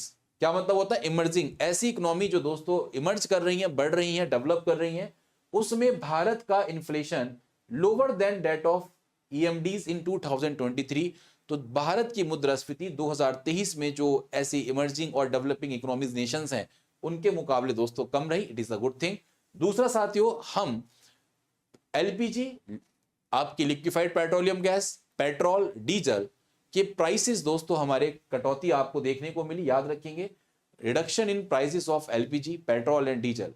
इससे क्या होगा दोस्तों? इससे सिंपल सी बात है, एक होता है कोर इन्फ्लेशन जिसमें हम फूड और फ्यूल को छोड़ देते हैं, एक होता है हेडलाइन इन्फ्लेशन इसमें फूड और फ्यूल को भी शामिल करते हैं। सभी वस्तुओं और सेवाओं को जब देखें तो उसको बोलते हैं हेडलाइन इन्फ्लेशन। साथियों एक बात ध्यान रखेंगे, जब prices of LPG, petrol, diesel decline हुए हैं तो ऑब्वियस बात है एलपीजी, पेट्रोल और डीजल इन्फ्लेशन आपके डिक्लाइन होते हुए आप लोगों को दिखेंगे। बात समझ में आई? नहीं समझ में आई? बोलो कब सही समझ में आ रही है बात? अब बात करते हैं दोस्तों हमारी दूसरी, यहां पर खाद्य मुद्रास्फीति की। खाद्य मुद्रास्फीति यानी कि फूड इन्फ्लेशन। ठीक है, ये बहुत इंपॉर्टेंट समस्या है। सरकार ने क्या किया खाद्य मुद्रास्फीति में, फूड इन्फ्लेशन में, कि खानों के प्राइसेस बहुत ज्यादा ना बढ़े, तो सरकार ने दोस्तों यहां पर उसको मिटिगेट करने के लिए कई सारी चीजें की। क्या किए? सबसे पहले इनके द्वारा दोस्तों सब्सिडाइज सेल की गई सीरियल्स की, ठीक है, पल्सेस की, अनियन की। इसका मतलब क्या हुआ साथियों? यहां पर जो दलहन होती है, इसको दलहन बोलते हैं, अनाज हो गए आपके या प्याज हो गए, इनकी सब्सिडी युक्त दाम पर क्या करनी शुरू कर दी? बिक्री करनी शुरू कर दी। दूसरा, हमारी सरकार ने क्या किया? इंपोर्ट ड्यूटी, यानी कि जो हम आयात शुल्क की बात करते हैं, भाई आयात शुल्क कस्टम ड्यूटी होती है, इंपोर्ट ड्यूटी, एक्सपोर्ट ड्यूटी। तो इंपोर्ट ड्यूटी, कोई चीज हम बाहर से मंगवा रहे हैं तो सरकार ने इस पर रिडक्शन कर दिया। किस पर किया? दालों पर किया, और जो खाने वाले तेल, एडिबल ऑयल होते हैं उन पर कर दिया। बात समझ में आ रही है? नहीं समझ में आ रही दोस्तों? और यहां पर यह भी देखने की कोशिश की कि हमारे देश में जो सीरियल्स हैं, अनाज हैं, ठीक है, जो दलहन है, उसका कोई स्टॉक तो नहीं कर रहा। भाई हमारे देश में प्राइसेस बढ़ने का एक इंपॉर्टेंट कारण क्या होता है? कुछ लोग उसको भंडारण करके रख लेते हैं, ठीक है, और बाहर एक्सपोर्ट करते हैं। हमारे देश में हो नहीं रहा, तुम बाहर एक्सपोर्ट कर रहे हो, तो इससे इन्फ्लेशन, फूड इन्फ्लेशन क्रिएट होता है। तो डेट्स वाई सरकार ने प्रॉपर तरीके से स्टॉक मॉनिटरिंग करी है सीरियल्स एंड पल्सेस की। इसके अलावा यहां पर सरकार ने फूड इन्फ्लेशन को मिटिगेट करने के लिए गवर्नमेंट ने क्या किया? कदम उठाए हैं बहुत अच्छे वाले, याद रखें। बोलो बात समझ में आई? और यहां पर दोस्तों हमारे सरकार ने कई सारी आवश्यक खाद्य वस्तुओं की भारत ब्रांड के तहत सब्सिडी युक्त बिक्री करी है। सब्सिडाइज सेल करी है जो हमारे इसेंशियल फूड आइटम्स हैं अंडर भारत ब्रांड। तो ये भी बहुत इंपॉर्टेंट है, भारत में जो अत्यधिक खाद्य एसेंशियल फूड ग्रेन्स हैं, फूड आइटम्स हैं, उनकी दोस्तों भारत ब्रांड के तहत हमारी सरकार ने क्या करी है, बिक्री करी है। ठीक है, तो मैं उम्मीद करता हूं यहां पे बात बिल्कुल क्लियर है, समझ में आ रही होगी। इसकी पीपीटी आपको मैं भेज दूंगा, स्लाइड भेज दूंगा, लेकिन पढ़ना अभी समझ लो इसको कि एक्चुअल में बात किस चीज की जा रही है। विजिबिलिटी कम आ रही है आप लोगों को, एक बार बताएं। चलिए एक बार मैं चेक कर लेता हूं, अगर आप बोल रहे हैं तो let me check once time. देखिए अब सही आ रहा है, एक बार बताइए। अभी सही आ रहा है आप लोगों के लिए जी? सब क्लियर है अभी फिलहाल या कुछ इशू हो रहा है अभी? बताइए एक बार सब लोग। ओके है, थोड़ा सा विजिबिलिटी दिखी और आपको थोड़ा क्लियर और हुआ? क्लियर है सब लोगों को? एक मिनट का आपका पहले, भाई बच्चों को दिक्कत काफी हो रही है, इसको जूम करके देख लेना, कोई दिक्कत नहीं होगी आई थिंक। ठीक है, सही आ रहा है अब आपका? ठीक है ना, एवरीथिंग इज ओके, कोई इशू तो नहीं है जी? क्लियर है सब लोगों को?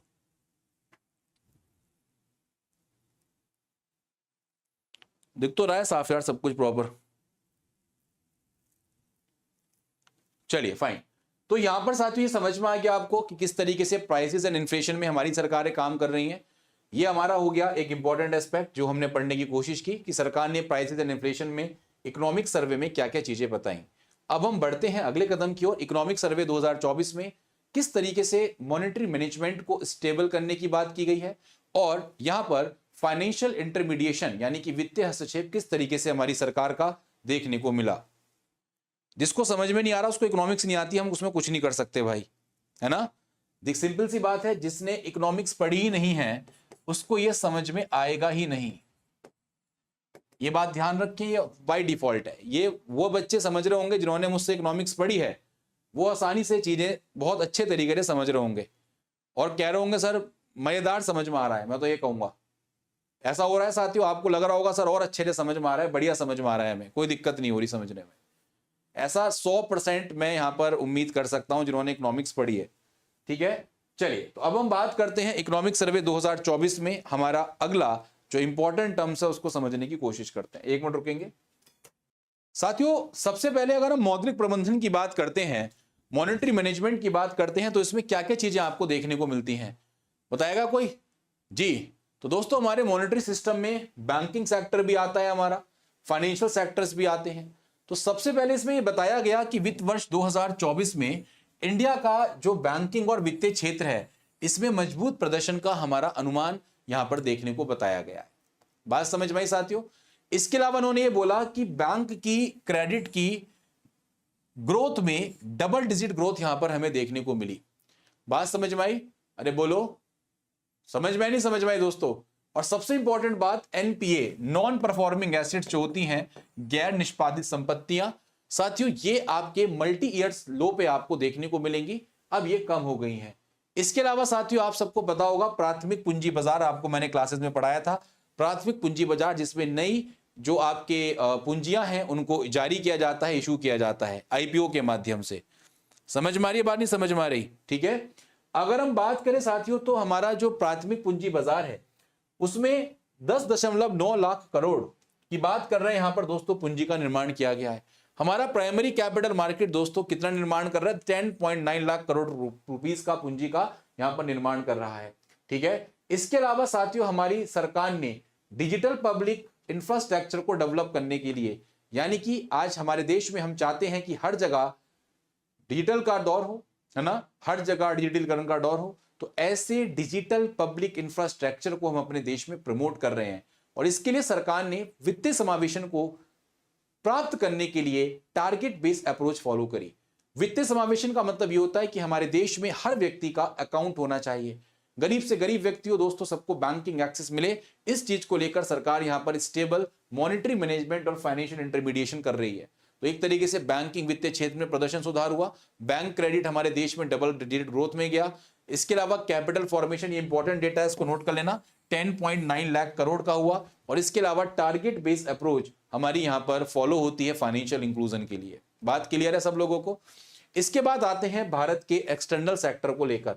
तो सबसे पहले याद रखो भारत को छोड़कर, इंडिया को छोड़कर जो भी रेस्ट ऑफ द वर्ल्ड है वो हमारे लिए क्या कहलाता है? याद रखें, वो हमारे लिए एक्सटर्नल सेक्टर कहलाता है। समझ रहे हैं? अब किस तरीके से यहां पर वैश्विक मोर्चे पर हमने मजबूत प्रगति हासिल करी, जरा आंसर करें एक बार। तो देखो कैसे करी। अगर हम इंडिया के एक्सटर्नल सेक्टर को देखते हैं तो यहां पर सबसे पहले एक बात बताई गई है कि भारत का जो सेवा क्षेत्र है, इंडिया सर्विस एक्सपोर्ट, सेवा, जो हम सेवा निर्यात कर रहे हैं, जो हम अपने देश से सर्विसेज को एक्सपोर्ट कर रहे हैं, वो दोस्तों more than double in 9 years. वो आपकी 9 साल में मोर देन डबल, डबल से भी क्या हो गई, ज्यादा हो गई। अच्छा संकेत है, बहुत अच्छा संकेत है ये तो, कि हम सेवा एक्सपोर्ट्स में बढ़ रहे हैं, पैसा हमारे देश में आएगा। इसके अलावा आपने देखा कि वर्ल्ड बैंक की जो लॉजिस्टिक परफॉर्मेंस इंडेक्स होती है, लॉजिस्टिक परफॉर्मेंस इंडेक्स में हमारी रैंक यहां पर इंप्रूव करी है। फ्रॉम 44 2018 में थी, अब हम 38 रैंक के साथ दोस्तों वर्ल्ड बैंक की लॉजिस्टिक परफॉर्मेंस इंडेक्स में है, एक्सटर्नल सेक्टर की अगर हम बात करें। इसके अलावा इंडिया आज की डेट में एक टॉप रेमिटेंस रिसिपेंट है ग्लोबली, यानी कि हमारे देश में बहुत सारा विदेशी प्रेषण हमें देखने को मिल रहा है। और आपको मैंने बताया 2023 में 120 बिलियन यूएस डॉलर का दोस्तों माइलस्टोन हमने क्या किया है, अचीव किया है। बात समझ में नहीं समझ में क्या बोला गया? अरे बोलो, क्लियर है बात साथियों? सबको समझ में आ रहा, नहीं समझ में आ रहा? जल्दी से बोलिएगा। इसी के तहत दोस्तों एक और याद रखें, फाइनेंशियल ईयर 2024 में जो भारत का सर्विस एक्सपोर्ट था वो 4.9% से बढ़कर आज की डेट में 341.4 बिलियन डॉलर पर पहुंच गया है। अब आप देख सकते हैं 2024 में सेवा निर्यात, हमारा सर्विस एक्सपोर्ट कितना ज्यादा बिलियन डॉलर ऊपर पहुंच गया। इसके अलावा दोस्तों भारत के चालू खाते के घाटे में सुधार देखने को मिला और ये 0.7% कम हुआ। इसको बोलते हैं करंट अकाउंट डेफिसिट। जब हम आपको बैलेंस ऑफ पेमेंट पढ़ाते हैं तो करंट अकाउंट में कुछ आइटम्स आते हैं हमारी, जैसे देश में हम एक्सपोर्ट करते हैं, इंपोर्ट करते हैं सर्विसेज गुड्स का, तो उसकी एंट्री होती है, ये आरबीआई मेंटेन करता है। तो हमारे देश का जो करंट अकाउंट है, इसका मतलब ये होता है, करंट अकाउंट डेफिसिट का मतलब ये होता है कि करंट अकाउंट में हमारे देश में आने वाला पैसा और हमारे देश से जाने वाला पैसा, अगर हमारे देश में आने वाला पैसा कम है और देश से जाने वाला पैसा बहुत ज्यादा है, तो उसके बीच का जो डिफरेंस होता है उसको क्या बोलते हैं, करंट अकाउंट डेफिसिट। ठीक है, चालू खाता घाटा, ये आप बैलेंस ऑफ पेमेंट के चैप्टर में पढ़ेंगे, फॉरेन ट्रेड के चैप्टर में पढ़ेंगे। तो दोस्तों इसमें 0.7% की कम हुई। इसके अलावा मार्च 2024 के अंत में जीडीपी के समक्ष विदेशी ऋण अनुपात 18.7% पर रहा। यह भी एक अच्छे संकेत है दोस्तों कि 2024 में जीडीपी के समक्ष विदेशी ऋण का अनुपात 18.7% पर आपको देखने को मिला। और इसके अलावा 2024 में शुद्ध विदेशी पोर्टफोलियो निवेश प्रवाह सकारात्मक रहा, यानी कि जो हमारा इंस्टीट्यूशनल इन्वेस्टर्स होते हैं हमारे एफआईआई, उसमें अगर हम देखें तो हमारे देश में अच्छा पॉजिटिव रिजल्ट्स फ्लो हमें देखने को मिला। ये बात ध्यान रखें। बात क्लियर है? नेक्स्ट हम बात करते हैं दोस्तों social sector benefits that empower. अगर हमारी सरकारों की बात करें तो उसने सामाजिक क्षेत्र में क्या क्या चीज किए, क्या क्या काम किए, उसकी चर्चा करते हैं। तो दोस्तों सोशल सेक्टर में अगर हम बात करते हैं, ऐसे क्या कल्याण हैं जो सशक्त करते हैं दोस्तों हमारे भारत को, तो आइए एक बार देखने की कोशिश करते हैं। दोस्तों अगर हम बात करें तो हमारे सरकारों के द्वारा हेल्थ एक्सपेंडिचर, यानी कि जो स्वास्थ्य व्यय है, उसमें क्या किया गया, स्वास्थ्य व्यय को बढ़ाया गया, घटाया गया? तो दोस्तों याद रखें, ये CAGR compound annually growth rate, यानी कि कंपाउंडली वार्षिक वृद्धि दर कितनी देखने को मिली, देख रहे हो, 15.8% बिटवीन 18 से 24। यहां पर बोला गया है कि वित्त वर्ष 18 से लेकर वित्त वर्ष 24 तक हमारा हेल्थ एक्सपेंडिचर देश का दोस्तों क्या करा है, ग्रो किया है। CAGR हमारा इतना आपको देखने को मिल रहा है। बात समझ में आई? अब ये कैसे हुआ, हमने जो हेल्थ एक्सपेंडिचर है, जो हम स्वास्थ्य पे खर्चा कर रहे हैं, वो इतना बड़ा क्यों? सबसे पहले याद रखो, हमने 34.73 करोड़ आयुष्मान भारत कार्ड्स जनरेट किए गए हैं। इसमें से 7.37 crore hospital admission covered as of 8 जुलाई 2024। 8 जुलाई 2024 को ये डेटा लिख रही होगी कंपनी, मतलब जो हमारी एजेंसीज हैं, और वो ये डेटा कहती हैं कि 34.73 करोड़ आयुष्मान भारत कार्ड जनरेट हो चुके हैं। 7.37 करोड़ हॉस्पिटल एडमिशन हमने यहां पर कवर्ड किए हैं, ऐसा बोला जा रहा है। प्रधानमंत्री जन औषधि केंद्र के तहत यहां पर एम्स देवघर में लास्ट ईयर 10,000वां प्रधानमंत्री जन औषधि केंद्र खोला गया। समझ में आ रही है? इसके अलावा दोस्तों याद रखिएगा, हमारे देश में 300 से ज्यादा अमृत फार्मेसीज काम कर रही हैं। अमृत फार्मेसी वो होती हैं जो क्रिटिकल इलनेस, गंभीर बीमारियों में आपको सब्सिडाइज मेडिसिन यानी कि छूट पर दवाइयां प्रोवाइड करती हैं, तो उनको बोलते हैं अमृत फार्मेसी। तो ये 300 से ज्यादा हमारे देश में खुली, 10,000 के करीब प्रधानमंत्री जन औषधि केंद्र इनॉग्रेट किए गए और 34.73 करोड़ आयुष्मान भारत कार्ड हमारे देश में क्या किए गए हैं दोस्तों, जनरेट किए गए हैं। कल जो भाई क्लास होगी वो बजट के ऊपर है, ठीक है। कल जो आपकी क्लास होगी वो किसके ऊपर है, बजट के ऊपर है। कल आपको मैं बजट से पहले बजट का पूरा ज्ञान पढ़ा दूंगा। देखो है क्या खेल, में थोड़ा सा आपको बता देता हूं, एक क्लियर कर दूं चीज आपको, पिक्चर सब स्टूडेंट्स को। जब हम बात करते हैं किसकी, बजट की, तो बजट इकोनॉमिक्स का एक चैप्टर है। बात समझ में आई? बजट इकोनॉमिक्स का एक चैप्टर है, याद रखिएगा, है ना। बजट एक पार्ट है, उसको मैं समझा के आपको प्रॉपर अच्छे तरीके से बता सकता हूं बाद में। लेकिन अगर हम बात करते हैं दोस्तों किस चीज की, अगर मैं आपसे बात करूं कि economic survey is the holistic approach of your whole economy. You should know each and every chapter, national income क्या है, इकोनॉमी के कितने सेक्टर हैं, इन्फ्लेशन क्या होता है, समझ रहे हैं इन्फ्लेशन को, सीपीआई क्या है, डब्ल्यूपीआई क्या है, बैंकिंग सेक्टर क्या है, फाइनेंशियल सेक्टर क्या है, फॉरेन ट्रेड कैसे होता है, every single thing comes in economic survey.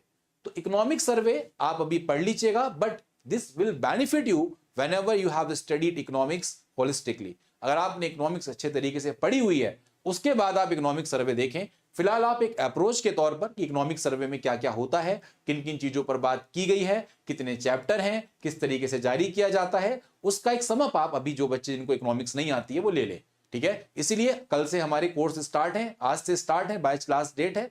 वो लेना चाहता है तो he can opt the course, आराम से वो कोर्स ले सकता है, इस बात को ध्यान रखें, ठीक है। जिसको समझ में नहीं आ रहा उसमें हम कुछ नहीं कर सकते, टेंशन ना लो। जिस दिन इकोनॉमी पूरी पढ़ोगे, अब जो बच्चे पेड क्लास के बच्चे अगर हैं यहाँ पे, तो जरा एक बार आंसर करें जिन्होंने मुझसे इकोनॉमिक्स पढ़ी है। एनी सिंगल स्टूडेंट जिसने मुझसे इकोनॉमिक्स पढ़ी है कंप्लीट कोर्स, और उसको किसी भी चीज में दिक्कत आ रही हो, उसको ये हलवा लग रहा होगा, हलवा, उसे मजा आ रहा है पढ़ने में, क्यों? क्योंकि उसने अब तक डेटा नहीं पढ़ा था, अब वो डेटा भी पढ़ रहा है बच्चा सारा, समझ रहे हैं। तो ऐसे बच्चे हमें देखने को मिलते हैं कई बार, याद रखें। इसके अलावा साथियों यहाँ पर एक और चीज, सोशल सेक्टर बेनिफिट की बात कर रहे हैं कि जो एम्पावर करता है किस चीज को। देखो सरकार ने सब तरीके से प्रयास किया, ठीक है, और यहां पर सरकार, हमारी ये इकोनॉमिक सर्वे में बोला जा रहा है कि सरकार के हर स्तर पर सुशासन और उद्देश्य की एकजुटता रही। और हमने सामाजिक जितने भी कार्यक्रम चलाए, जो भी हमने सोशल प्रोग्राम्स चलाए दोस्तों, वो हमारे सक्सेसफुली इंप्लीमेंटेड हुए। सरकार बोल रही कि हमने एंड यूजर तक उसको पहुंचा दिया है। बात समझ में नहीं समझ में आई? अरे बोलो। ऐसे कई सारे प्रोग्राम्स जो हमने कई सुदूरवर्ती क्षेत्रों में, यानी कि नॉर्थ ईस्ट रीजन में, हिली रीजन में, कोस्टल एरियाज में पहुंचाने की कोशिश की, जिससे लोगों की जो स्टैंडर्ड ऑफ लिविंग है, उनकी जो क्वालिटी है, बेटर क्वालिटी ऑफ लाइफ उनको हमने प्रोवाइड करने की कोशिश की। अरे बोलो, बात समझ में नहीं समझ में आई? जरा बताइए। हाँ जी। दूसरा ये कह रहे हैं कि भाई हम खर्चा कर दें, हम व्यय कर रहे हैं, ठीक है। अब व्यय जो हम कर रहे हैं उसकी इफिशियंसी को कैसे मैक्सिमम किया जाए, यानी कि जो हम सोशल स्कीम्स में खर्चा कर रहे हैं उसकी पैसे को कैसे मैक्सिमाइज किया जाए। तो हमें ग्राउंड लेवल पर जो भी दिक्कतें आ रही हैं उनको हमें सॉल्व करना होगा। यह बात ध्यान रखें, तभी हम साथियों अपनी अर्थव्यवस्था को आगे की दिशा की ओर आगे बढ़ाने के लिए सशक्त हो पाएंगे। इसके अलावा social sector benefit and empower, तो आइए दोस्तों जरा समझने की कोशिश करते हैं, बहुत ध्यान से समझेंगे। Every single point is important for your examination point of view. यहां पर सबसे पहले बोला गया दोस्तों कि सोशल सर्विस यानी कि पब्लिक वेलफेयर पर, सामाजिक सेवाओं पर जो खर्चे किए गए हैं वो 7.8% ऑफ जीडीपी आपको देखने को मिले। हेल्थ एक्सपेंडिचर पे हमारे यहां पर 1.9% ऑफ जीडीपी वित्त वर्ष 2024 में देखने को मिला, ठीक है। इसके अलावा सोशल सेक्टर में आपकी न्यू एजुकेशन पॉलिसी एनईपी 2020 एक बहुत बड़ा ट्रांसफॉर्मेशन एजुकेशन सेक्टर में देखने को मिलेगा। आयुष्मान भारत के बारे में हमारी सरकार का कहना है कि आयुष्मान भारत ने कई लोगों की जान बचाई।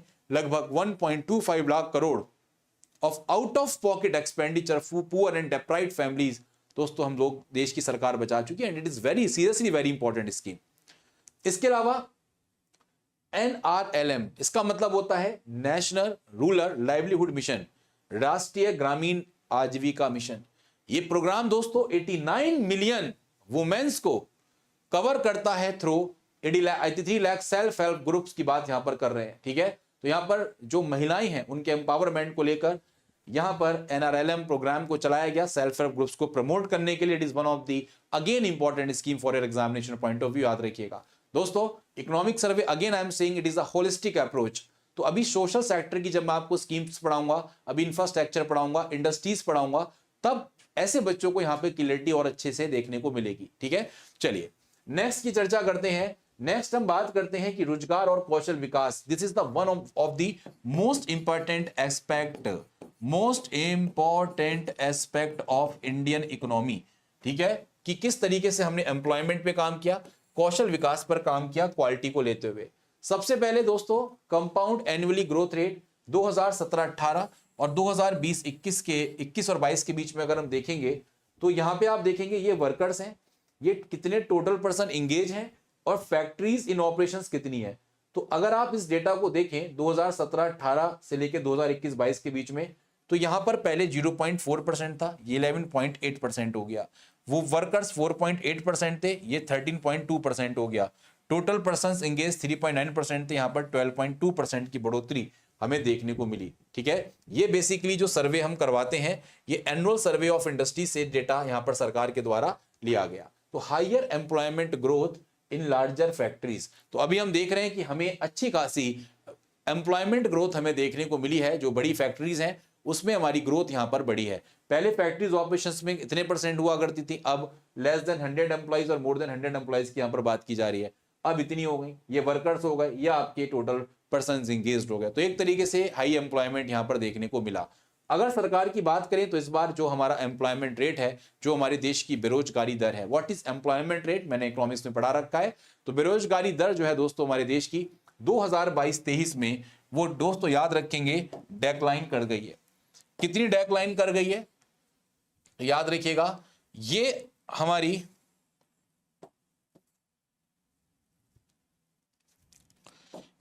डेक्लाइन कर गई है दोस्तों 3.2%। और ये डेटा कहां से आया, तो ये डेटा आया PLFS से, periodic labour force survey. What is this, तो पीरियोडिक लेबर फोर्स सर्वे दोस्तों हमारे भारत में 2017 ऑनवर्ड से स्टार्ट किया गया है या 16 ऑनवर्ड से स्टार्ट किया गया, जरा बताएंगे आप लोग। और याद रखिए पीरियोडिकली लेबर फोर्स यहां पर हमारे देश की लेबर फोर्स का डेटा देता है। लेबर फोर्स का मतलब सिंपल शब्दों में याद रखो, हमारे देश की कुल जनसंख्या में से वो लोग जो काम करने की इच्छा रखते हैं और जो काम करने में एबिलिटी है, जो काम करने के लिए सक्षम है। हमारे देश की जनसंख्या में से वो लोग जो काम करने की इच्छा रखते हैं और जिनके अंदर काम करने की योग्यता है, वो हमारे देश की लेबर फोर्स कहलाती है। अब जिसको काम मिल गया वो रोजगार मिल गया, जिसको काम नहीं मिला वो बेरोजगार हो गया। तो लेबर फोर्स में हम याद रखें, हमारा जो श्रम बल होता है देश का, उसमें सभी लोग याद रखें, श्रम बल में हम रोजगार वाले नियोजित व्यक्तियों भी और जो गैर नियोजित व्यक्ति हैं, यानी कि जिनको रोजगार नहीं मिला है, उन सबको शामिल करते हैं, ठीक है भाई। इसके अलावा यहां पर दूसरा इंपॉर्टेंट पॉइंट याद रखें कि net payroll addition, EPFO employment provident fund organisation, ठीक है, EPFO ये प्रोविडेंट फंड ऑर्गेनाइजेशन होता है, इसके बारे में भी आपको पता है। तो नेट पेरोल एडिशंस कितने लोगों ने यहां पर EPFO के अंतर्गत यहां पर पेरोल की बात करते हैं, तो ये 5 सालों में डबल हो चुका है। तो यानी कि लोग are more active for social security. जो हमारे एम्प्लॉइज हैं वो सामाजिक सुरक्षा के लिए अब अच्छा काम करने के लिए PF यहां पे बढ़ रहे हैं। इसके अलावा दोस्तों सबसे इंपॉर्टेंट, हमारे देश का जो यूथ है और जो महिलाएं हैं, उनका पार्टिसिपेशन वर्कफोर्स में बढ़ रहा है। थोड़ा सा हंसी आ रही है सेंटेंस पे, अब मैं हंसूंगा नहीं, बीइंग एन इकोनॉमिस्ट अगर मैं हंस गया तो मेरे लिए गलत बात है, पढ़ लो भी फिलहाल, है ना, सरकार का डेटा है भाई, पढ़ना तो पड़ेगा, है ना। अब हम सरकार की इसमें ऐसे बुराइयां तो नहीं कर पाएंगे कोई भी, है ना। इसका क्रिटिसिज्म क्या होगा बाद में कभी डिस्कस करेंगे इस बारे में, when we have some data. जब हमारे पास डेटा होगा ना तो इसका डिस्कस करेंगे कभी, अभी तो मैं नहीं कर रहा, क्योंकि आप भी जानते हैं दोस्तों कि इकोनॉमिक सर्वे पढ़ लो चुपचाप बैठ के, पेपर के लिए इंपॉर्टेंट है, क्वेश्चन यहाँ से 3-4 बन सकते हैं। फिलहाल यूथ और फीमेल पार्टिसिपेशन बोल रहे हैं कि वर्कफोर्स में बहुत ज्यादा बढ़ गया है और ये अपॉर्चुनिटी बढ़ गई। और सबसे बढ़िया बात है कि ये देखो, कोई भी देश हो तो यहां पर ये एक मिनट रुकेगा, एक सरकार बोल रही है, देखो यहां पे देखो, डेमोग्राफिक एंड जेंडर डिविडेंड, ये क्या होता है इसको समझो। एक तो होता है मेल और फीमेल, जो मेल और फीमेल का विभाजन था कि मेल ज्यादा काम कर रहे हैं, फीमेल कम काम कर रही है। तो सरकार कह रही है कि हमने यहाँ पर क्या किया हुआ है, हमने इसको अचीव किया है कि जेंडर डिविडेंड जो है उसको खत्म करने की बात। डेमोग्राफिक का मतलब होता है कि किसी स्थान पर हम ज्यादा काम कर रहे हैं किसी लेवल पर, मतलब कोई क्षेत्र बहुत अच्छे हैं, कोई क्षेत्र बहुत पिछड़े हुए हैं, तो डेमोग्राफिक के लेवल पर भी हमने एम्प्लॉयमेंट क्रिएटिविटी लाने की कोशिश की है। ठीक है, दूसरी साथ यहाँ पर याद रखिएगा सबसे इंपॉर्टेंट बात, यहाँ पर इन्होंने कहा कि जरूरत है बैलेंस की, कि जो हम कैपिटल डिप्लॉय कर रहे हैं और जो लेबर है उसमें एक बैलेंस बनाने की आवश्यकता है, उसको अच्छे तरीके से किया जा सके। सबसे लास्ट पॉइंट जरा एक बार नोट करना, it is one of the most important point for today class, कि इंडियन इकोनॉमी दोस्तों हमारी जनरेट करेगी लगभग 78.5 लाख जॉब, यानी कि वो भी नॉन फार्म सेक्टर में, एग्रीकल्चर में नहीं कह रहा, ये प्राइमरी सेक्टर में नहीं कह रहा, ये कह रहा है कि सेकेंडरी और टर्शरी सेक्टर में हमारे देश में 78.5 लाख जॉब जनरेट होंगी 2030 तक, ऐसा हमारी सरकार दोस्तों कह रही है। ठीक है, नेक्स्ट हम बढ़ते हैं दोस्तों एम्प्लॉयमेंट का डेटा। अब आते हैं हम एग्रीकल्चर और फूड मैनेजमेंट, हमारे देश ने क्या क्या इसमें क्या। देखिए साथियों, मैंने अपनी क्लास में आज क्लास में हर संभव प्रयास किया है, पिछले 4 घंटे से मैं इसी को मेंटेन कर रहा था। ठीक है, क्योंकि मैं इकोनॉमिक्स पढ़ाता हूं तो आई नो कि मेरे जो बच्चे हैं यहाँ पर, बच्चे का मतलब मेरे जो मुझसे पढ़े हैं, ये they know each and every word, उनको सब पता है, दे नो सब कुछ पता है उन्हें। ठीक है, बट अगर मैं आपको एक एक टर्म बताने बैठ गया तो इसके लिए आपको इकोनॉमिक्स का ज्ञान होना चाहिए। ठीक है, so that's why I am so quick, मैं इसलिए बहुत तेजी से बढ़ रहा हूं। बट समवन, कोई ऐसा बच्चा जो सिर्फ ओवरव्यू लेने आया है, जिसको इकोनॉमिक्स नहीं आती, उसके लिए बहुत हेल्पफुल रहेगा कि एटलीस्ट आपको पता हो कि इकोनॉमिक सर्वे होता क्या है, जो भी तैयारी जस्ट स्टार्ट कर रहे हैं। ठीक है, अगर हम साथियों बात करते हैं एग्रीकल्चर एंड फूड मैनेजमेंट की, तो दोस्तों plenty of upside left if we get it right. यदि हम सही कर लें तो कृषि में बढ़ोतरी अवश्य होगी, सरकार बोल रही है। कैसे होगी जरा देखो। सबसे पहले ये बोला जा रहा है कि जो हमारे देश में नॉन इंडस्ट्रियल क्रेडिट हैं, यानी कि नॉन इंस्टीट्यूशनल क्रेडिट, जो गैर संस्थागत जो हमारे ऋण हैं, उसकी हिस्सेदारी अब 90% से जो 1950 में थी वो अब 23.40% 2021-22 में देखने को मिली। इसके अलावा साथियों fixed MSP at 1.5 times the all India weightage average cost of production assuring remunerative price to farmers. देखो साफ साफ ये बोल रहे हैं कि हम किसानों को एमएसपी यानी कि मिनिमम सपोर्ट प्राइस, जिस पर सरकार किसानों की जो क्रॉप है उसको खरीद सकती है, तो किसानों को ये बोल रहे हैं कि हम लाभकारी मूल्य का आश्वासन देते हुए बोला है कि एमएसपी जो है वो अखिल भारत औसत उत्पादन जो होता है, अखिल भारत औसत उत्पादन, उसकी लागत के 1.5 गुना पर तय की गई है। ठीक है, कभी इसके बारे में पढ़ाएंगे कि एमएसपी कैसे डिसाइड की जाती है, एक अलग से चैप्टर होता है एग्रीकल्चर में, तब पढ़ेंगे आप इसको।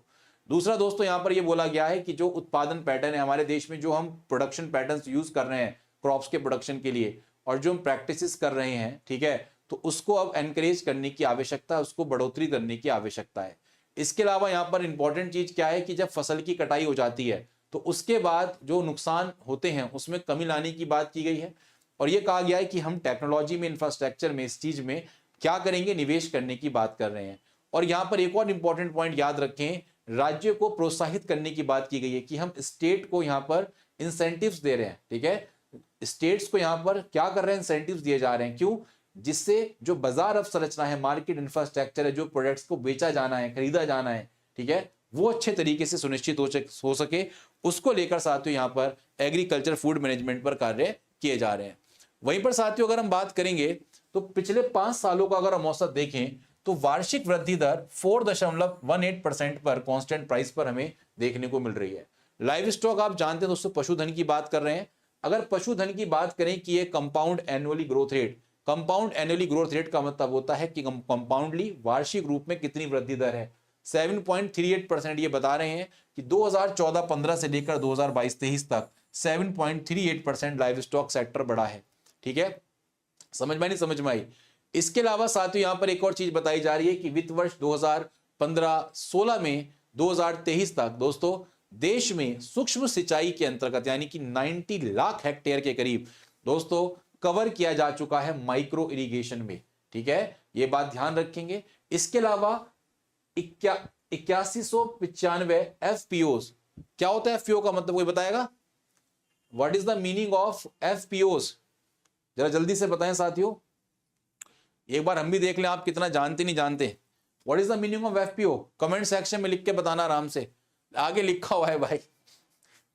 8195 आगे लिखा हुआ है, बच्चे कह रहे हैं पढ़ ही नहीं पा रहे। 8195 एफपीओ दोस्तों हमारे यहां पर रजिस्टर्ड किए गए हैं फार्मर प्रोड्यूसर ऑर्गेनाइजेशन स्कीम के तहत। 29 फरवरी 2024 तक 8195 फार्मर प्रोड्यूसर ऑर्गेनाइजेशन यहां पर हमने यहां पर क्या क्या रजिस्टर्ड किए हैं।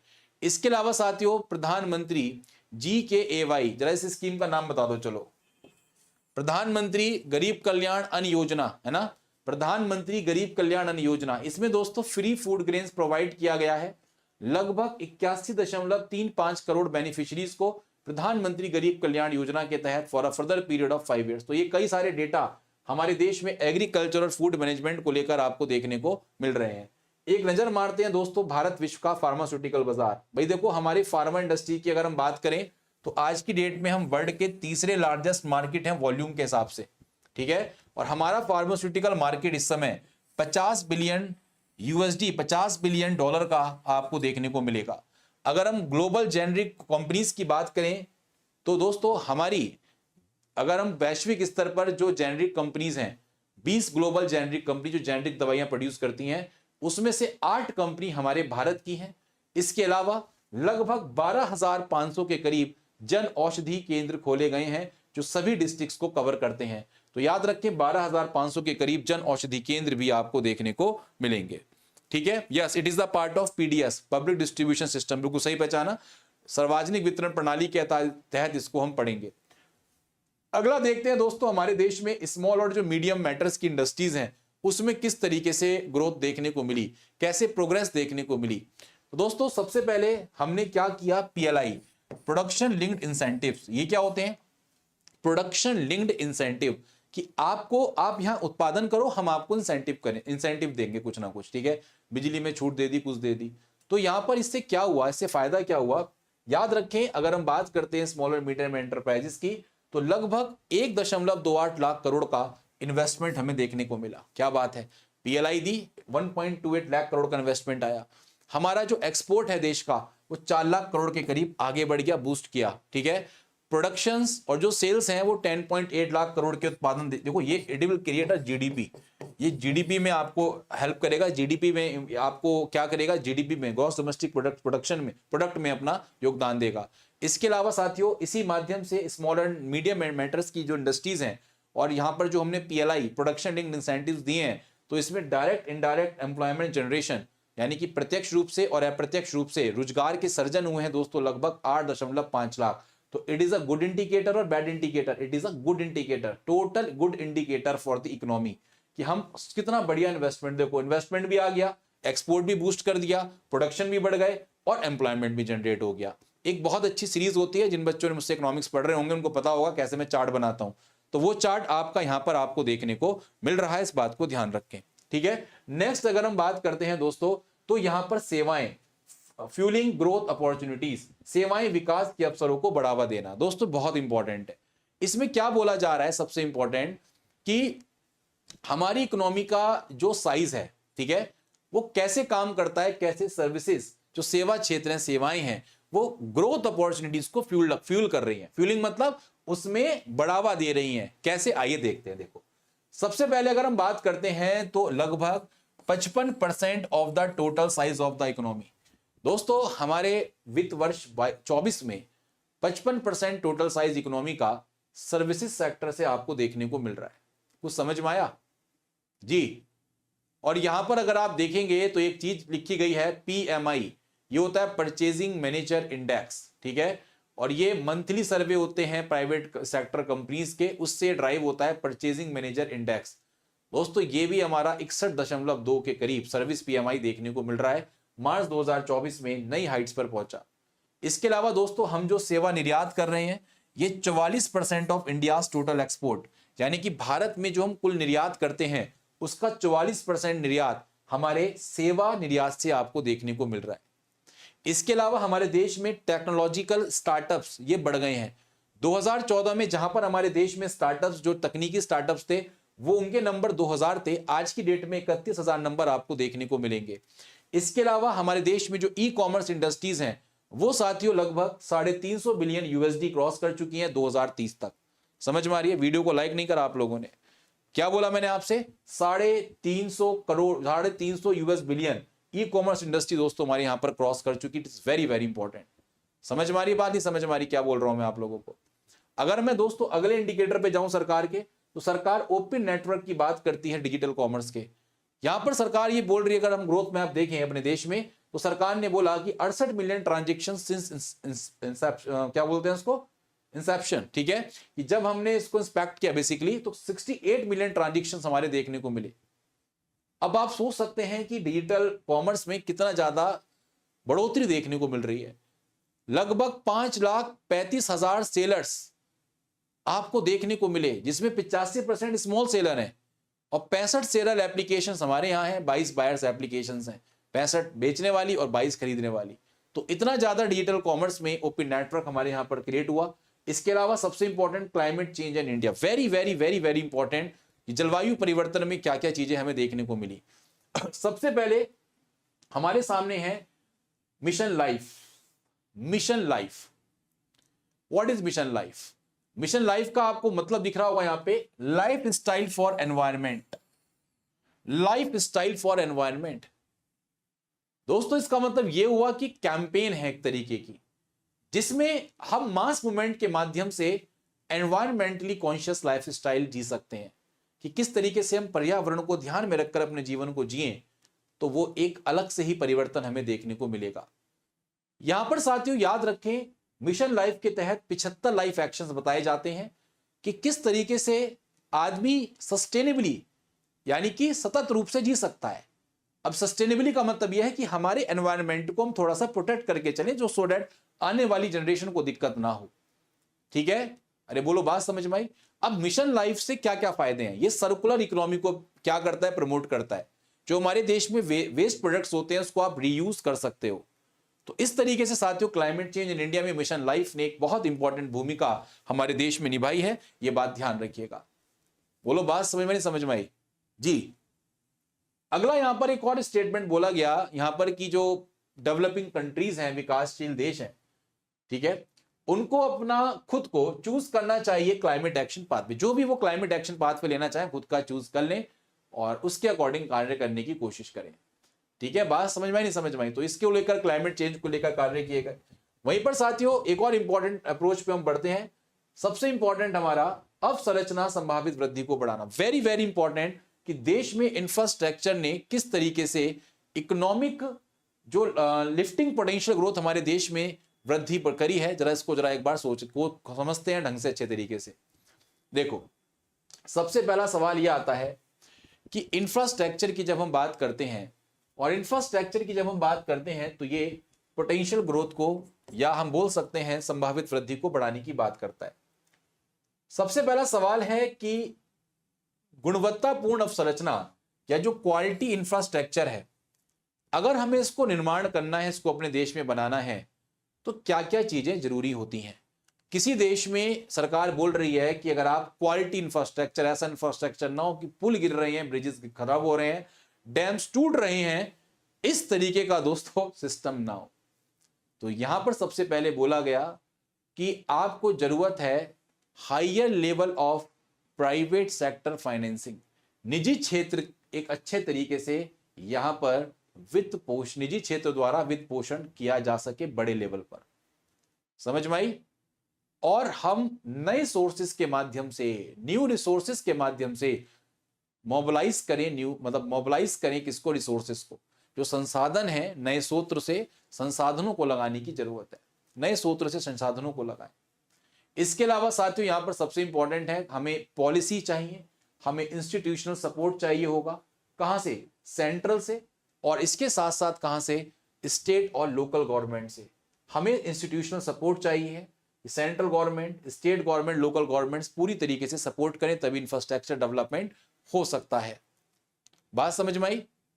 एक हम यहां पर एक ऐसा इंडेक्स बनाएं जो किस तरीके से उसका यूटिलाइजेशन किया जा रहा है उस इंफ्रास्ट्रक्चर प्रोजेक्ट का, ठीक है, उसको जज कर सके। मैं उम्मीद करता हूं बात समझ में आ रही होगी। इसके अलावा यहां पर हमें सिस्टमैटिक तरीके से कलेक्शन ऑफ इंफॉर्मेशन की जरूरत है। ठीक है, हमें हर तरीके से एक केंद्रित वित्तीय प्रवाह संबंधी सूचना को संग्रहण करने की एक आवश्यकता बताई गई। और सबसे पहले जो प्रोजेक्ट वाइज कि कौन से प्रोजेक्ट लाए जा रहे हैं, किस सेक्टर में लाए जा रहे हैं, इसको भी रिवाइज करने की आवश्यकता है कि किस सेक्टर में काम कर रहे हो। क्षेत्रवार जो आपके सेक्टर्स हैं उसको रिव्यू करो कि किस सेक्टर में सबसे ज्यादा जरूरत हमें यहां पर देखने को मिलेगी। बात समझ में नहीं समझ में आई दोस्तों जी। अब जरा थोड़ा सा देखें तो इंफ्रास्ट्रक्चर में क्या क्या किया गया। दोस्तों हमारे यहां पर average pace of national highway construction up by 3 time from 11.7 kilometre per day to financial year 14 to 34 kilometre per day by financial year 24। सबसे पहले हमने रोड निर्माण में, क्योंकि what is infrastructure, if we talk about infrastructure तो road, rail, port, civil aviation, energy, these are some infrastructure basic sectors कि roads कैसी हैं, रेलवे कैसी है ना, वहां पोर्ट्स कैसे हैं, नागरिक उड्डयन सिविल एविएशन सेक्टर कैसा है, एनर्जी सेक्टर वहां के कैसे हैं, उन सबको ध्यान में रखकर इंफ्रास्ट्रक्चर पे काम किया जाता है। तो नेशनल हाईवे की अगर हम बात करते हैं, ये दोस्तों 2024 में बढ़ गया। जो average pace of national highway construction थे वो पहले 11.7 किलोमीटर पर डे हुआ करते थे, that is increase to 34 kilometre per day by financial year 24। इसके अलावा जो हमने पूंजी निवेश किया है रेलवे पे, ये दोस्तों पिछले 5 साल में 77% बढ़ा। पूंजी निवेश का मतलब है कि सरकार नई नई ट्रेन चला रही है, मान लो वंदे भारत, तेजस, दुनिया भर की आरआरटीएस, सब ट्रेन चल रही है, रेलवे सेक्टर आपका बढ़ रहा है। अब रेलवे सेक्टर में कैपेक्स क्यों बोल रहे हैं इसको, इसलिए बोल रहे हैं क्योंकि इससे हमारी एसेट क्रिएटेड हो रही है, इससे हमारी संपत्ति का निर्माण हो रहा है। बात समझ में आई साथियों। फाइनेंशियल ईयर 24 में सबसे इंपॉर्टेंट बात आपको याद रखने, 21 हवाई अड्डों में नए टर्मिनल भवन परिचालन किए गए। और इससे क्या हुआ, जब 21 एयरपोर्ट्स बिगिन ऑपरेशन शुरू किए गए, 6.2 करोड़ पैसेंजर पर एनम की कैपेसिटी अब हैंडल हमारे भारत ने बढ़ा दी। कितना पैसेंजर अब एयर से ट्रैवल कर सकता है। और आप जानते हैं उड़े देश का आम नागरिक उड़ान स्कीम, इस तरीके की स्कीम से और हम सिविल एविएशन सेक्टर को प्रमोट कर रहे हैं। वहीं पर साथियों अंडर जल जीवन मिशन, यहां पर टैप वाटर कनेक्शन को इंक्रीज कर दिया गया more than 14.89 crore rural house hold में। तो इस तरीके से साथियों हम इंफ्रास्ट्रक्चर डेवलपमेंट की क्या कर रहे हैं, बात कर रहे हैं, इसको समझने की कोशिश कर रहे हैं। दोस्तों this is all about economic survey. एक बार मैं दोबारा से आपको थोड़ी चीजें रिव्यू दे देता हूं, जरा ध्यान से सब लोग समझ लेना तेजी के साथ। पीडीएफ आपके पास इसकी पहुंच जाएगी, परेशान नहीं होना। तो यहां पर ये इकोनॉमिक सर्वे के चैप्टर्स थे। वैसे तो आई थिंक 522 पन्नों का इकोनॉमिक सर्वे आया है, 522 का बैठ के पढ़ लेना घर बैठ के। बट हमने यहाँ पे जो एग्जाम ओरिएंटेड अप्रोच के साथ हमारे पेपर्स हैं, जो हमारे कोर कॉन्सेप्ट हैं, उसको हमने यहां पर डिस्कस किया। And we have discuss everything in this class. क्या स्थिति है, मॉनेटरी मैनेजमेंट कैसा है, प्राइसेस इन्फ्लेशन कैसा है, एक्सटर्नल सेक्टर कैसा है, मीडियम टर्म आउटलुक कैसी है, climate change, social sector, employment, agriculture, industries, services, infrastructure, climate change in India. We have covered each and every topic, every chapter, जिसमें जो जो इंपॉर्टेंट पॉइंट्स थे वो आपको डिस्कस कर दिए गए हैं। एक बार, सिर्फ एक बार सभी लोगों से मैं कहना चाहूंगा, यहां पर कुछ मैं आपको पॉइंट्स अब यहां पे समअप कर रहा हूं, और ये पॉइंट्स आप लोगों के एग्जामिनेशन पॉइंट ऑफ व्यू से बहुत बहुत बहुत ज्यादा अति महत्वपूर्ण है। तो मैं आपसे उम्मीद करूंगा कि जितना मैंने पढ़ाया अब मैं उसको समअप कर रहा हूं, और ये पॉइंट्स, कोई भी पॉइंट्स आप एटलीस्ट कुछ पढ़ो नहीं पढ़ो, ये पॉइंट्स आपके हर बच्चे के पढ़े होने चाहिए। क्या बोला, कुछ भी मत पढ़ो, चाहे पूरा मत पढ़ो, ये पॉइंट्स एवरी सिंगल स्टूडेंट यहां पर पढ़ने की कोशिश करेगा। सबसे पहला पॉइंट देखिए क्या है कि इंडिया की जो रियल जीडीपी है उसको यहां पर 6.5 से 7% के बीच बढ़ने का अनुमान बताया गया है। Question number 1 examination point of view के लिए बहुत ही इंपॉर्टेंट क्वेश्चन। कुछ बात समझ में आई। दूसरा यहां पर याद रखिएगा, दूसरा पॉइंट यह बताया गया कि वित्त वर्ष 2024 में जो रियल जीडीपी है वो 8.2% के हिसाब से बढ़ेगी।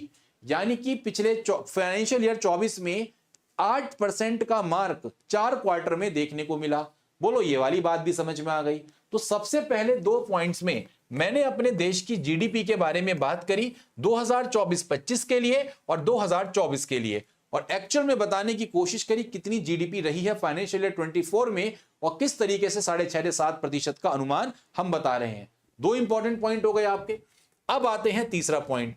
हमारे यहां पर एग्रीकल्चर, इंडस्ट्री और सर्विस सेक्टर का जो ग्रॉस वैल्यू एडिशन है कि इन्होंने करंट प्राइस पर कितना कंट्रीब्यूट किया है देश में ग्रॉस वैल्यू एडिशन में।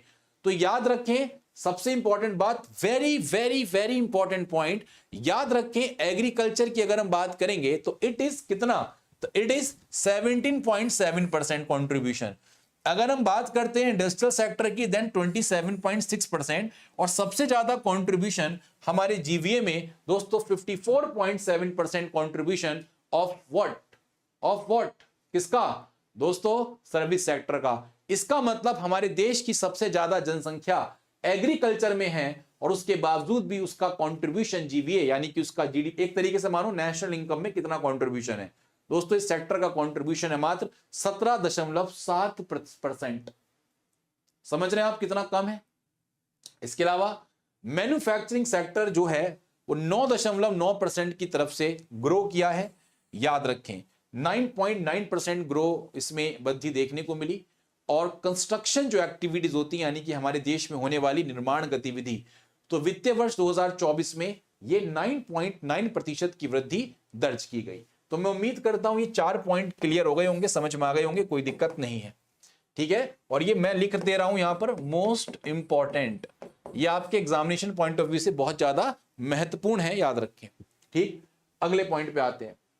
रिटेल इन्फ्लेशन की बात करते हैं, जो सीपीआई होता है वो आपका डेक्लाइन किया दोस्तों 5.4% पे, ठीक है, 5.4% पे। समझ रहे नहीं समझ रहे, अरे बोलो। फाइनेंशियल 23 में 6.7% था, और वित्त वर्ष 2024 में जो खुदरा मुद्रास्फीति है, रिटेल इन्फ्लेशन है, वो 5.4% रह गया।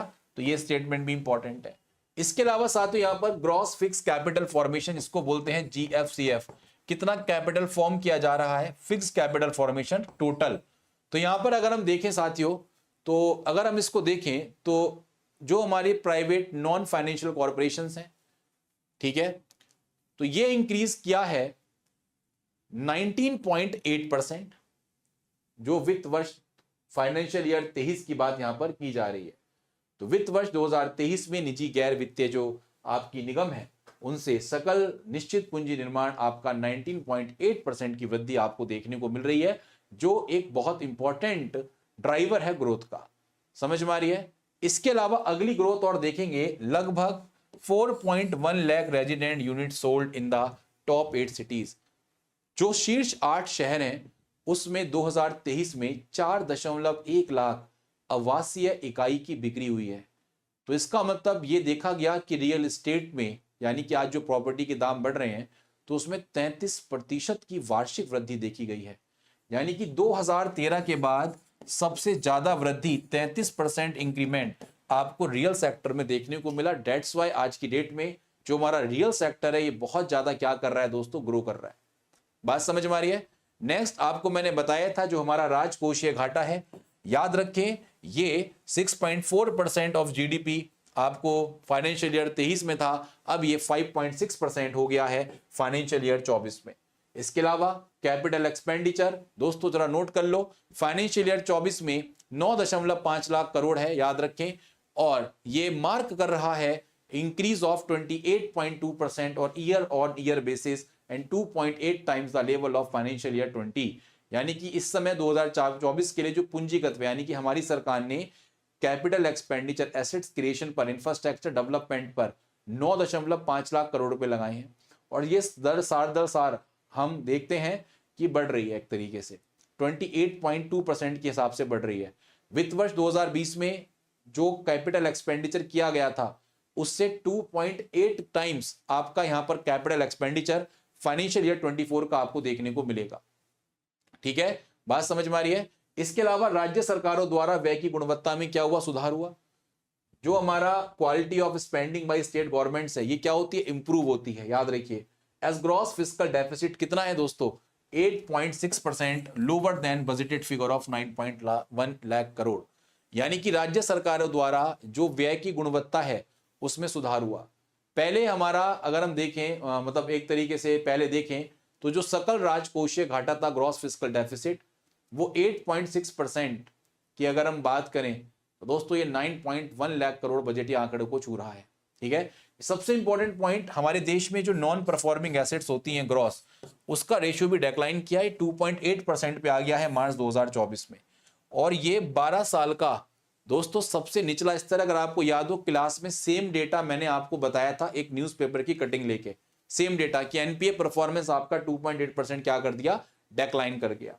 नेक्स्ट आप लोगों का है इंडिया का एक्सपोर्ट ऑफ सर्विस, यानी कि जो हमारा सेवा निर्यात हम अपने देश में कर रहे हैं दोस्तों, ये 341.1 बिलियन अमेरिकी डॉलर के उच्च स्तर पर पहुंच गया। फॉरेक्स रिजर्व की बात करेंगे साथियों, तो हमारे पास 2024 के अंत तक अनुमानित आयात के 11 महीने को कवर करने के लिए पर्याप्त है, यानी कि हमारे पास इतना फॉरेन एक्सचेंज रिजर्व है कि हम 11 मंथ्स का जो प्रोजेक्टेड इंपोर्ट है वो आराम से कर सकते हैं। इसके अलावा साथियों हमारे यहाँ पर डीबीटी के तहत डायरेक्ट बेनिफिट ट्रांसफर, प्रत्यक्ष लाभ हस्तांतरण के तहत 36.9 लाख करोड़ दोस्तों हमारे ट्रांसफर किए गए।